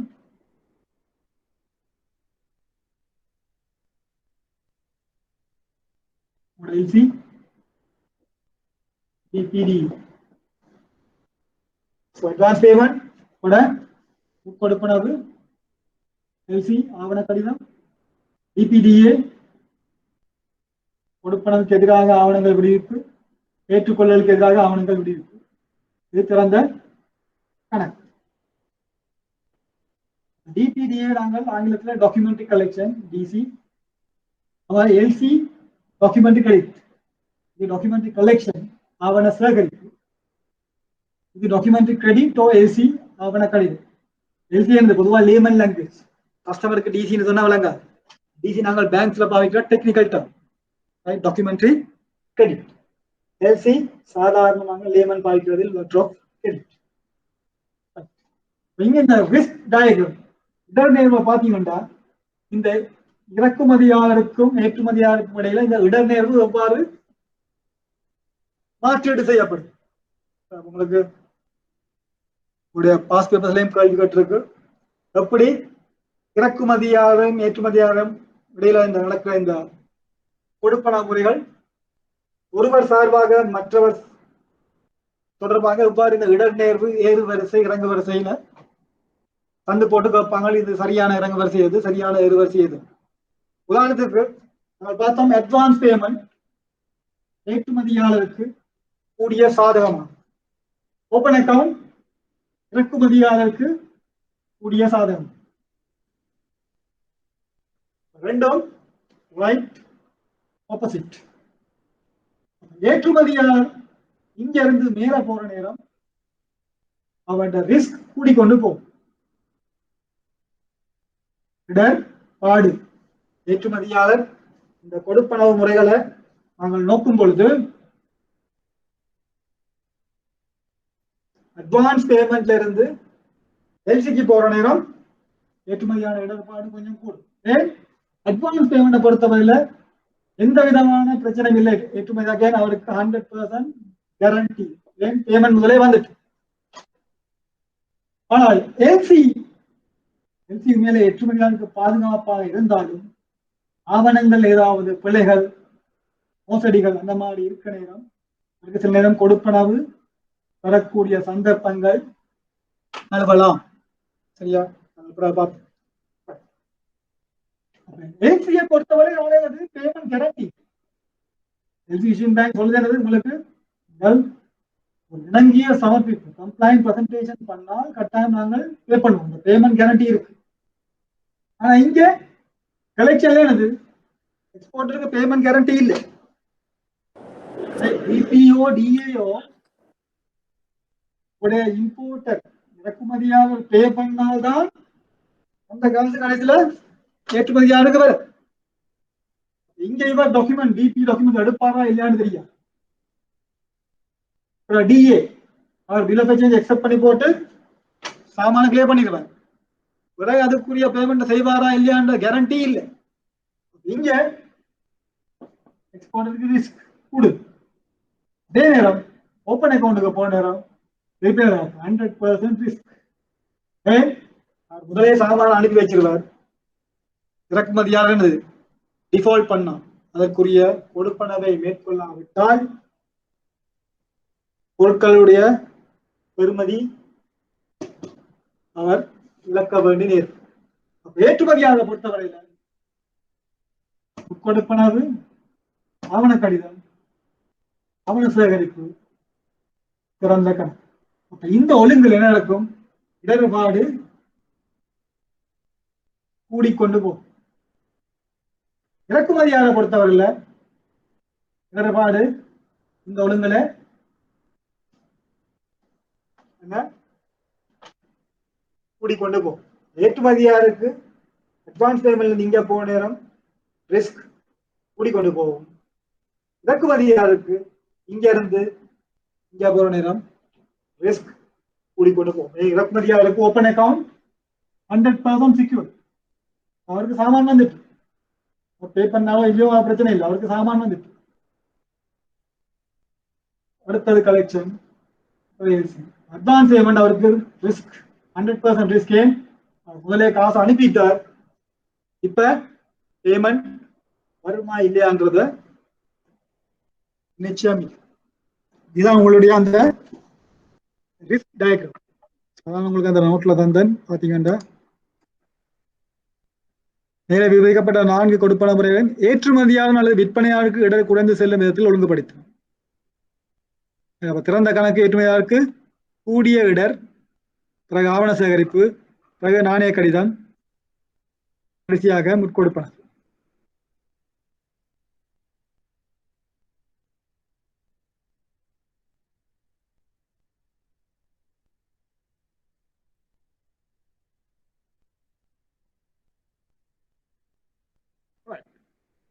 இந்த 4 கொடுப்பன முறைகளையும் பற்றி நாங்கள் ஒரு சுருக்கமான விவரத்தை பார்த்தோம். இந்த ஓப்பன் அக்கௌண்ட்டை பொறுத்தவரையில அமௌண்ட், அது நீங்கள் ஓப்பன் அக்கௌண்ட்ல வியாபாரத்தை மேற்கொள்ற நேரம் எந்த விதமான ஒரு அதாவது கொடுப்பனவு தொகை தொடர்பாக ஒரு கட்டுப்பாடு இல்லை. அது நீங்கள் இந்த அமௌண்ட்டுக்கு தான் ஓப்பன் அக்கௌண்ட்ல நீங்கள் டீல் பண்ண வேண்டும் என்று அங்கேயும் உங்களுக்கு குறிப்பிடப்படவில்லை.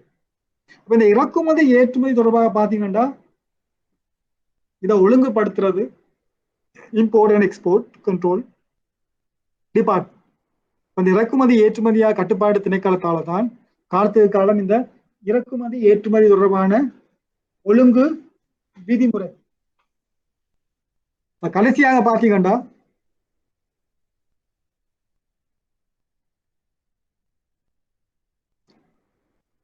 இலக்கம் 1 2011 வெளியிடப்பட்டு ஜனவரி 2 2012 நடைமுறையில் வரும் வரை இந்த import and export control act திருத்தி அமைக்கப்பட்டது. ஆரம்ப காலத்தில் பார்த்தீங்கன்னா நம்பர் 1 of 1969 அதான் ஆரம்ப காலத்தில் இருந்த இறக்குமதி ஏற்றுமதி தொடர்பான கட்டுப்பாட்டு விதிகள். இந்த ரெகுலேஷன்ஸ் பிறகு சேஞ்ச் பண்ணப்பட்டது. Gazette number 1739/3 2nd January 2012. Import control department வெப்சைட்ல போய் கூட நீங்கள் அந்த ரெகுலேஷன்ஸை டவுன்லோட் பண்ணலாம். இது கூட எக்ஸாம்ல ஒரு முறை வந்த ஒரு கேள்வி தொடர்புடைய இந்த ஒழுங்கு விதிகளை பத்தி போட்டு கேட்டிருந்தாங்க. சரியா? அப்போ ஓப்பன் அக்கௌண்ட்டை பொறுத்தவரையில உங்களுக்கு அமௌண்ட் ஒரு ரெஸ்ட்ரிக்ஷன் இல்லை. என்ன ரெஸ்ட்ரிக்ஷன்? நீங்கள் ஓப்பன் அக்கௌண்ட்ல என்ன செய்றீங்க? இம்போர்ட்டர் போய் குட்ஸை கிளியர் பண்ற. குட்ஸை கிளியர் பண்ண பிறகு அதுக்குரிய கொடுப்பனவை மேற்கொள்ள வேண்டும். குட்ஸை கிளியர் பண்ணதுக்கு அவர் என்ன செய்வார்? ஏற்றுமதியார் அனுப்பின அந்த இன்வாய்ஸஸை கொண்டு போய் கஸ்டம்ஸ்ல ப்ரொடியூஸ் பண்ணி குட்ஸை கிளியர் பண்றது. அப்ப அந்த அவர் கஸ்டம்ஸோட டீல் பண்ண நேரம் ஒரு முக்கியமான ஒரு ஆவணம் தான் கஸ்டெக்னு சொல்லுவோம். CUSDEC customs declaration. அப்ப அந்த கஸ்டெக் அந்த பொருட்களை அந்த விடுவிச்ச டேட்ல இருந்து அவருக்கு 365 டேஸுக்குள்ள அதுக்குரிய கொடுப்பனவை மேற்கொள்ள வேண்டும். பொதுவாக ஒரு வருடத்துக்குள்ள அவர் அந்த ஓப்பன் அக்கௌண்ட்டுக்குரிய கொடுப்பனவை மேற்கொள்ள வேண்டும். அதுக்கு பிறகு ஒரு திகதியில் அவர் வங்கிகளுக்கு கொண்டு அதுக்குரிய கொடுப்பனவை மேற்கொள்ள வேண்டும் என்று வினவினால் அதை வங்கியில் அந்த கொடுப்பனவை மேற்கொள்ள முடியாது. காரணம் அது காலம் தாழ்த்தப்பட்டது இந்த ஒழுங்கு விதிமுறைகளுக்கு அமைவாங்க. அந்த 1 year இது பீரியட் நீங்கள் கவனமாக பார்க்கணும். ஆனால் அட்வான்ஸ் பேமெண்ட்டை பொறுத்த வரையில மிக முக்கியமான ஒரு கட்டுப்பாடு, நீங்கள் ஒரு ப்ரொஃபார்மா இன்வாய்ஸ் உங்களுக்கு தெரியும். அட்வான்ஸ் பேமெண்ட்டை ஒரு பேங்க்ல சொல்லுவார், இதுக்குரிய அட்வான்ஸ் பேமெண்ட், இந்த இம்போர்ட்டுக்குரிய அட்வான்ஸ் பேமெண்ட் செய்யணும். அந்த அட்வான்ஸ் பேமெண்ட் செய்யறதுக்கு அவர் உங்களுக்கு ஒரு ப்ரொஃபார்மா இன்வாய்ஸை கொண்டு கொடுப்பார். ப்ரொஃபார்மா இன்வாய்ஸை சப்ளையர் ஏற்றுமதியால் அவருக்கு இமெயில் பண்ணியோ ஃபேக்ஸ் பண்ணியோ இருக்கலாம். அந்த ப்ரொஃபார்மா இன்வாய்ஸை கொண்டு தான் உங்களுக்கு என்னது உங்களோட டிடி அப்ளிகேஷன், அட்வான்ஸ் பேமெண்ட் எப்படி பேமெண்ட் பண்றது, கஸ்டமர் கூட ஏதாவது ஒரு பீப்பிள்ஸ் பேங்க் பிரான்ச்சுக்கோ இல்லாட்டி பேங்க் ஆஃப் லோன் பிரான்ச்சுக்கோ போய் தனக்கு இந்த இம்போர்ட்டுக்குரிய அட்வான்ஸ் பேமெண்ட்டை செய்யும். அப்போ அந்த ப்ரொஃபார்மா இன்வாய்ஸை பார்த்தீங்கன்னா அதில் பேமெண்ட் மெத்தட் அட்வான்ஸ் பேமெண்ட் இருக்கும், ரைட்? பார்ஷியல் பேமெண்ட்டும் இருக்கும், ரைட்? அப்போ அந்த அட்வான்ஸ் பேமெண்ட் அந்த ப்ரொஃபார்மா இன்வாய்ஸ் நீங்கள் $50,000 இம்போர்ட் கண்ட்ரோல் ஆக்ட் என்ன சொல்லுது, ஒரு முற்கொடுப்பனக்குரிய தொகை ஆகக்கூடியது $50,000. அந்த $50,000 மேல $1 கூட நீங்கள் மேலதிகமாக முற்கொடுப்பனவு முறையில அனுப்ப முடியும்.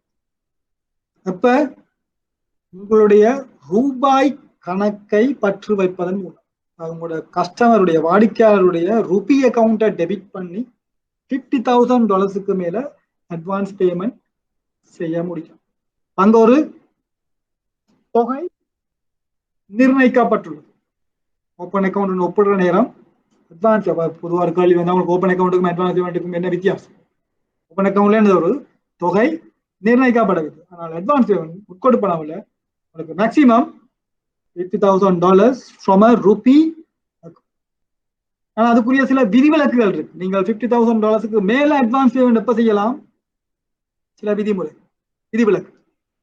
உதாரணத்துக்கு கூட கஸ்டமர் ஃபாரின் கரன்சி அக்கௌண்ட், அவருடைய வெளிநாட்டு நாணய கணக்கை பற்று வைப்பதன் மூலம் நீங்கள் $50,000 அல்லது உங்களோட ரெகுலேஷன்ஸை நீங்க வாசிச்சு பார்த்தீங்கன்னா சரியா, அதாவது $50,000 அல்லது அதற்கு ஈடிணைவான தொகை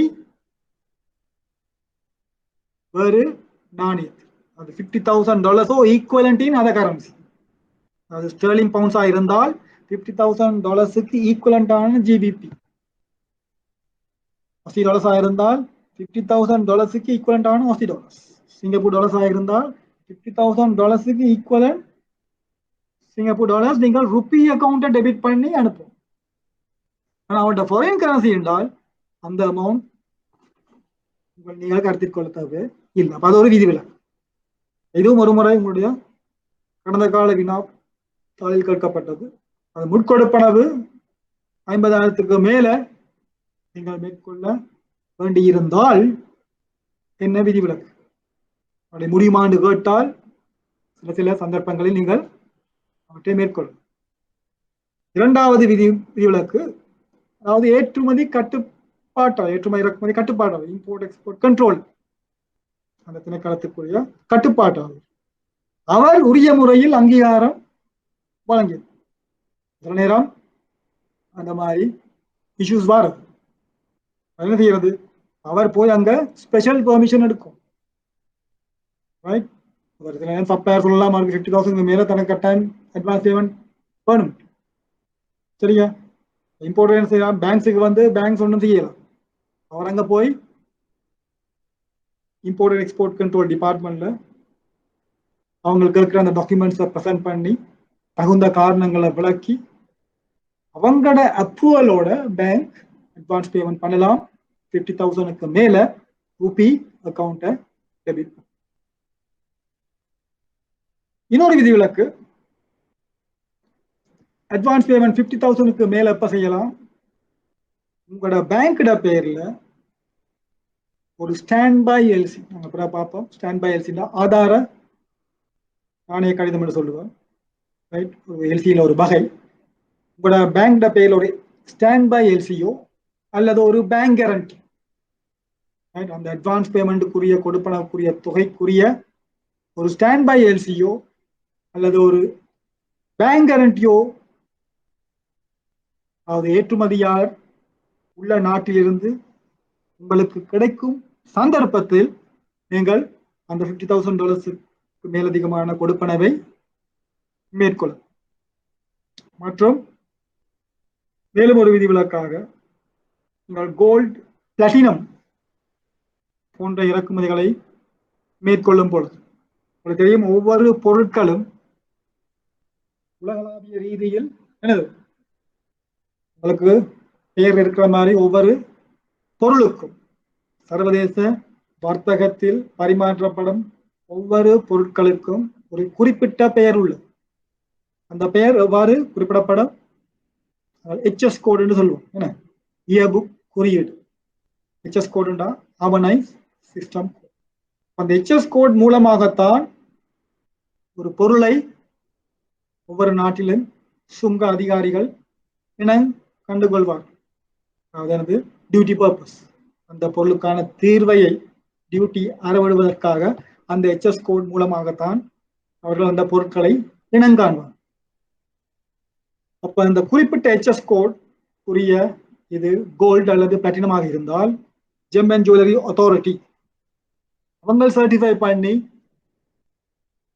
அதற்குரிய ஆவணங்கள் பெறப்படும் பொழுது நீங்கள் அந்த $50,000 மேலதிகமான கொடுப்பனவை வைக்கலாம். இதுகள் சில விதிவிலக்கு. மற்றும்படி நீங்கள் வேற எந்த ஒரு சந்தர்ப்பத்திலும் உங்களுடைய கஸ்டமர் ஒரு ப்ரொஃபோமா இன்வாய்ஸ், அதாவது பூர்வாங்க விலைப்பட்டிகளை சமர்ப்பிக்கும் பொழுது எந்தவித காரணம் கொண்டு நீங்கள் $50,000 மேல கொடுப்பனவை மேற்கொள்ள முடியும்.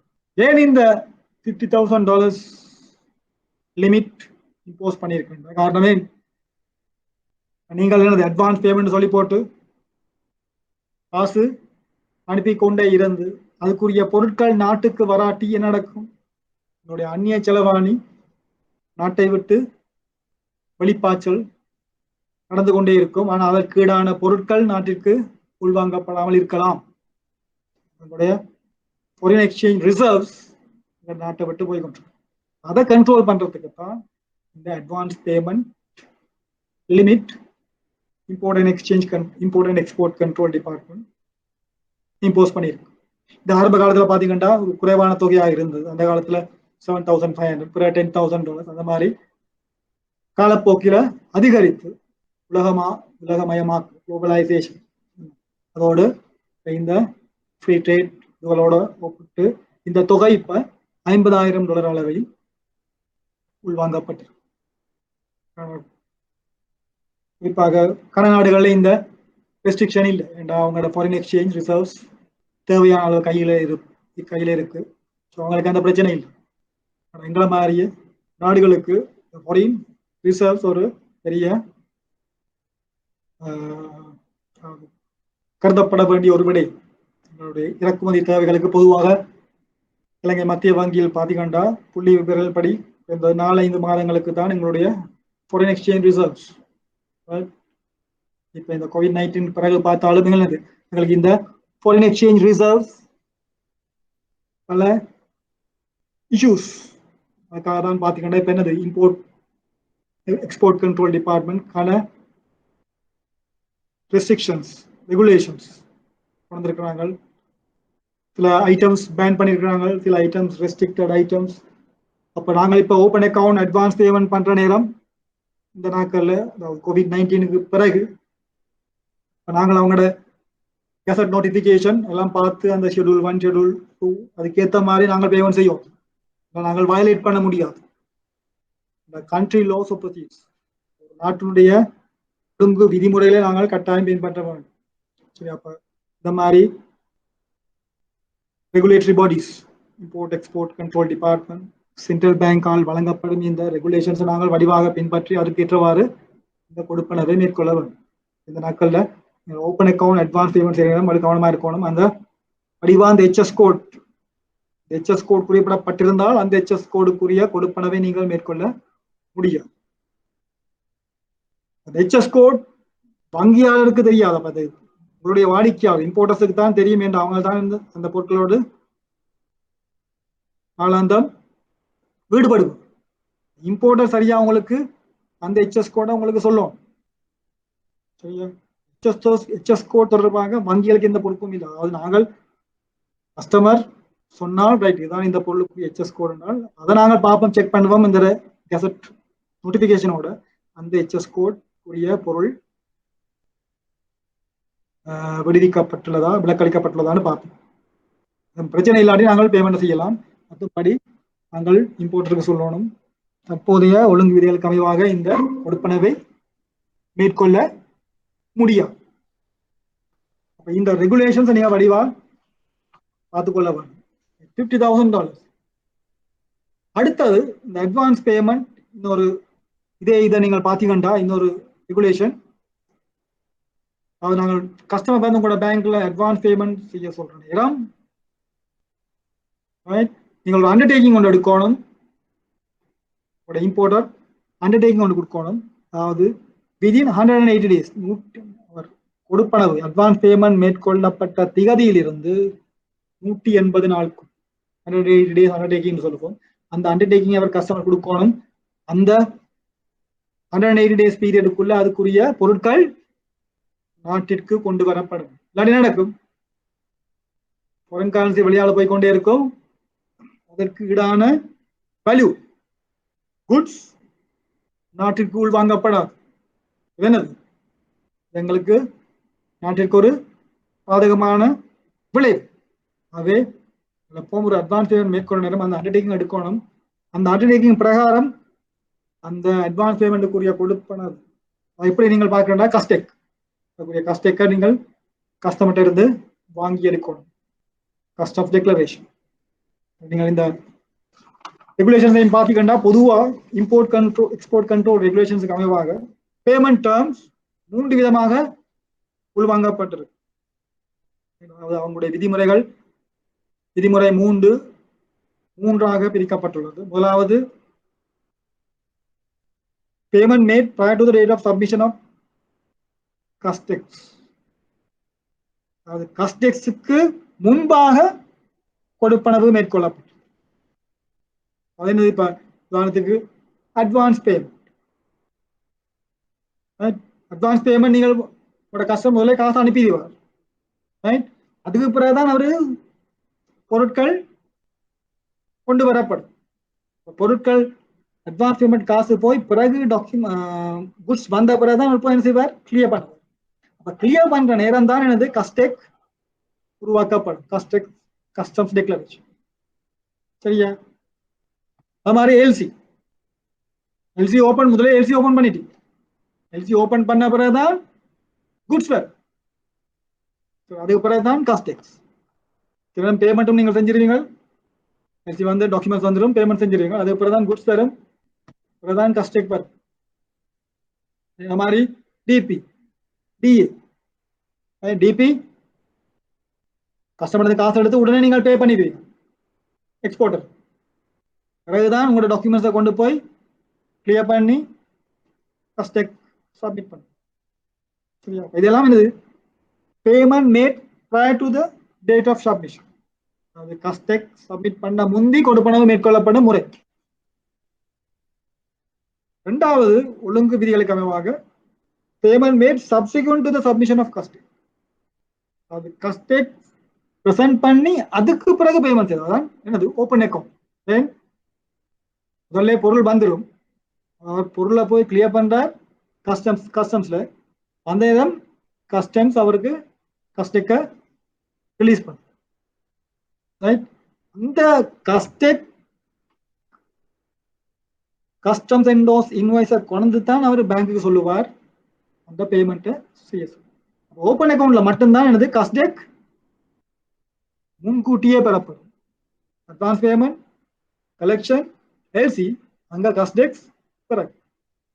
அது மாதிரி ரெகுலேஷன் பார்த்தீங்கன்னா அந்த 4 கொடுப்பன முறைகளும் இவ்வாறு பாகுபடுத்தப்பட்டுள்ளது.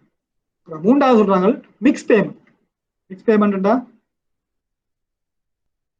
இந்த 4 பேமெண்ட் டேர்ம்ஸையும் மிக்ஸ் பண்ணி செய்யலாம். ரைட்? அதாவது 50% advance payment, balance DA. Right? ப்ரொஃபார்மால இருக்கும் உங்களோட கஸ்டமர்ஸ்லாம் கொண்டு வர ப்ரொஃபார்மா இன்வாய்ஸ் உண்டு. ரைட், $40,000 அதை சொல்லியிருப்பாங்க. 50% should be done by advance payment. 40,000ல 20,000 நீங்கள் அட்வான்ஸ் பேமெண்ட் செய்வீங்க.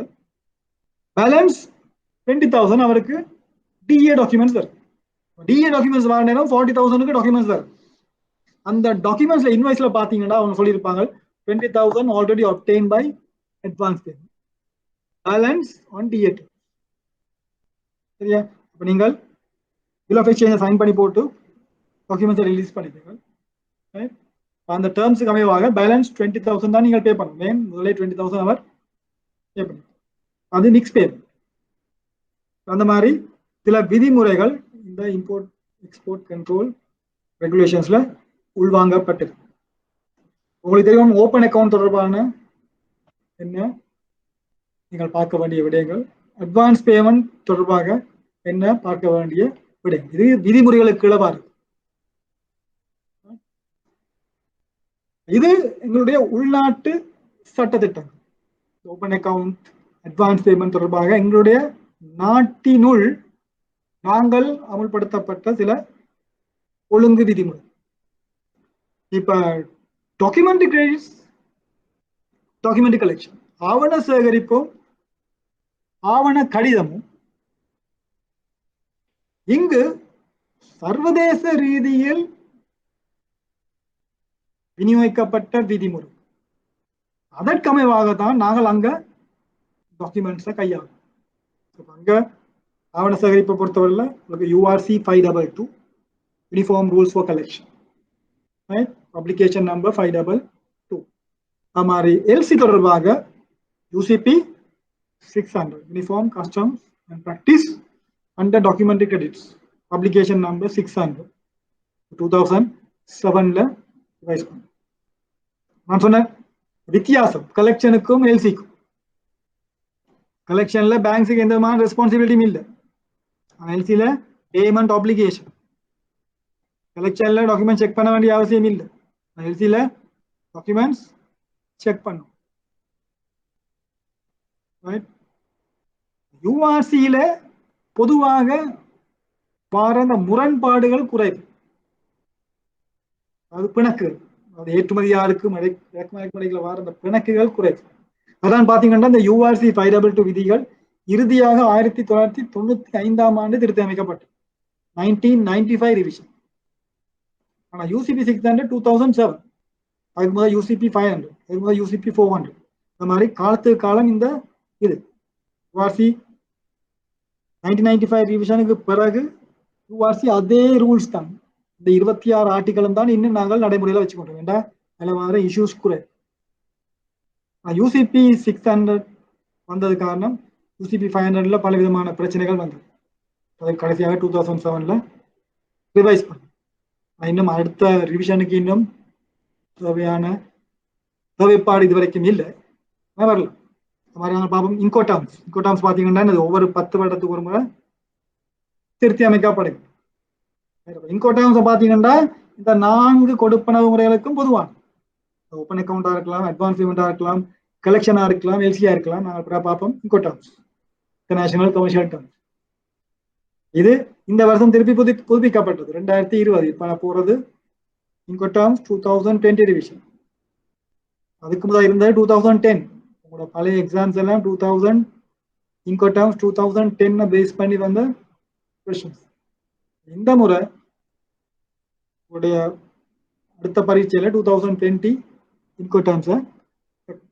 இதுகள் தான் இந்த டாக்குமெண்ட்ரி கலெக்ஷனையும் டாக்குமெண்ட்ரி கிரெடிட்ஸையும் நீங்கள் கற்கும் பொழுது இந்த இன்டர்நேஷனல் ரூல்ஸ், சர்வதேச விதிகளை நீங்கள் வடிவாக கற்றுக்கொள்ள வேண்டும். நான் சில வழியில பார்த்திருக்கிறேன். இந்த URC 522 UCP 600 தமிழாக்கம்.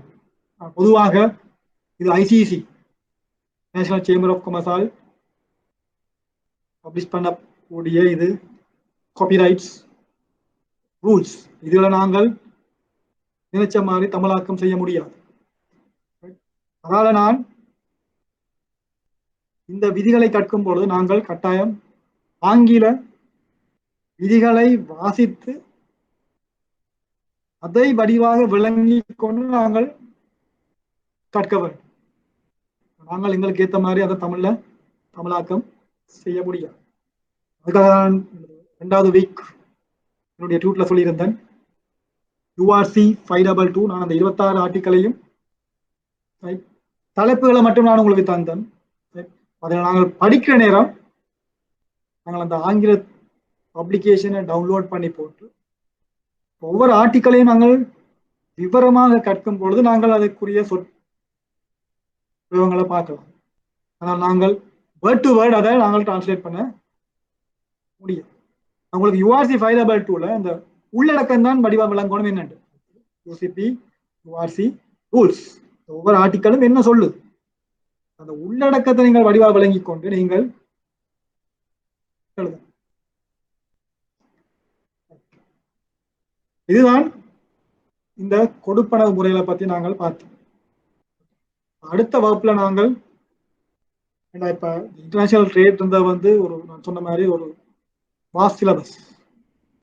இந்த குறிப்பிட்ட இந்த பரீட்சை காலத்திற்குள் நாங்கள் அனைத்து விடயங்களையும் கற்க முடியாது. ஆகவே நாங்கள் மிக முக்கியமான விடயங்களை மட்டும் நாங்கள்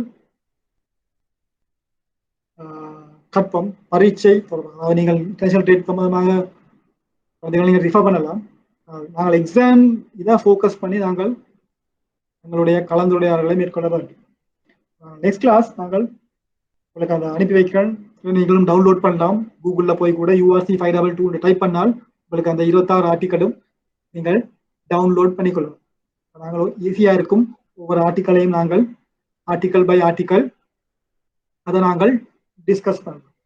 இதில் பொதுவாக உங்களுக்கு கேள்விகள் வருது, யூஆர்சி அந்த ஒவ்வொரு ஆர்டிக்கலையும் எவ்வாறு பிரயோகிக்கலாம், அது ப்ராக்டிக்கலி செயல்முறையில் நீங்கள் எப்படி பிரயோகிக்க பண்ணி போறீங்க, அதாவது இஷ்யூஸ் வந்து சில நேரம் உங்களுக்கு தியரிட்டிக்கல் பண்ணலாம்.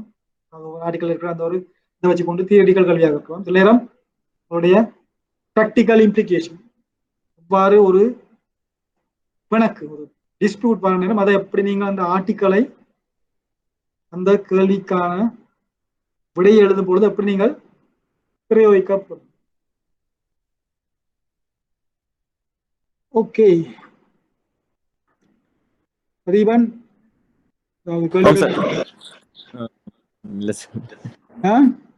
இல்லையா? Okay okay sir. ஏதாவது கேள்வி இருந்தால் எனக்கு நீங்கள் டெக்ஸ்ட் பண்ணுங்க, நான் இந்த இமெயில் ஐடியை அனுப்பி விடுறேன். Okay sir. மட்டும் தான் இன்றைக்கு பார்ட்டிசிபேட் பண்ணிக்கலாம். சில பேருக்கு தெரியாதோ தெரியல. ஓகே, நான் அடுத்த சனிக்கிழமை 10:30. Okay sir. தேங்க்யூ. ஓகே, பாய். தேங்க்யூ. Thank you sir.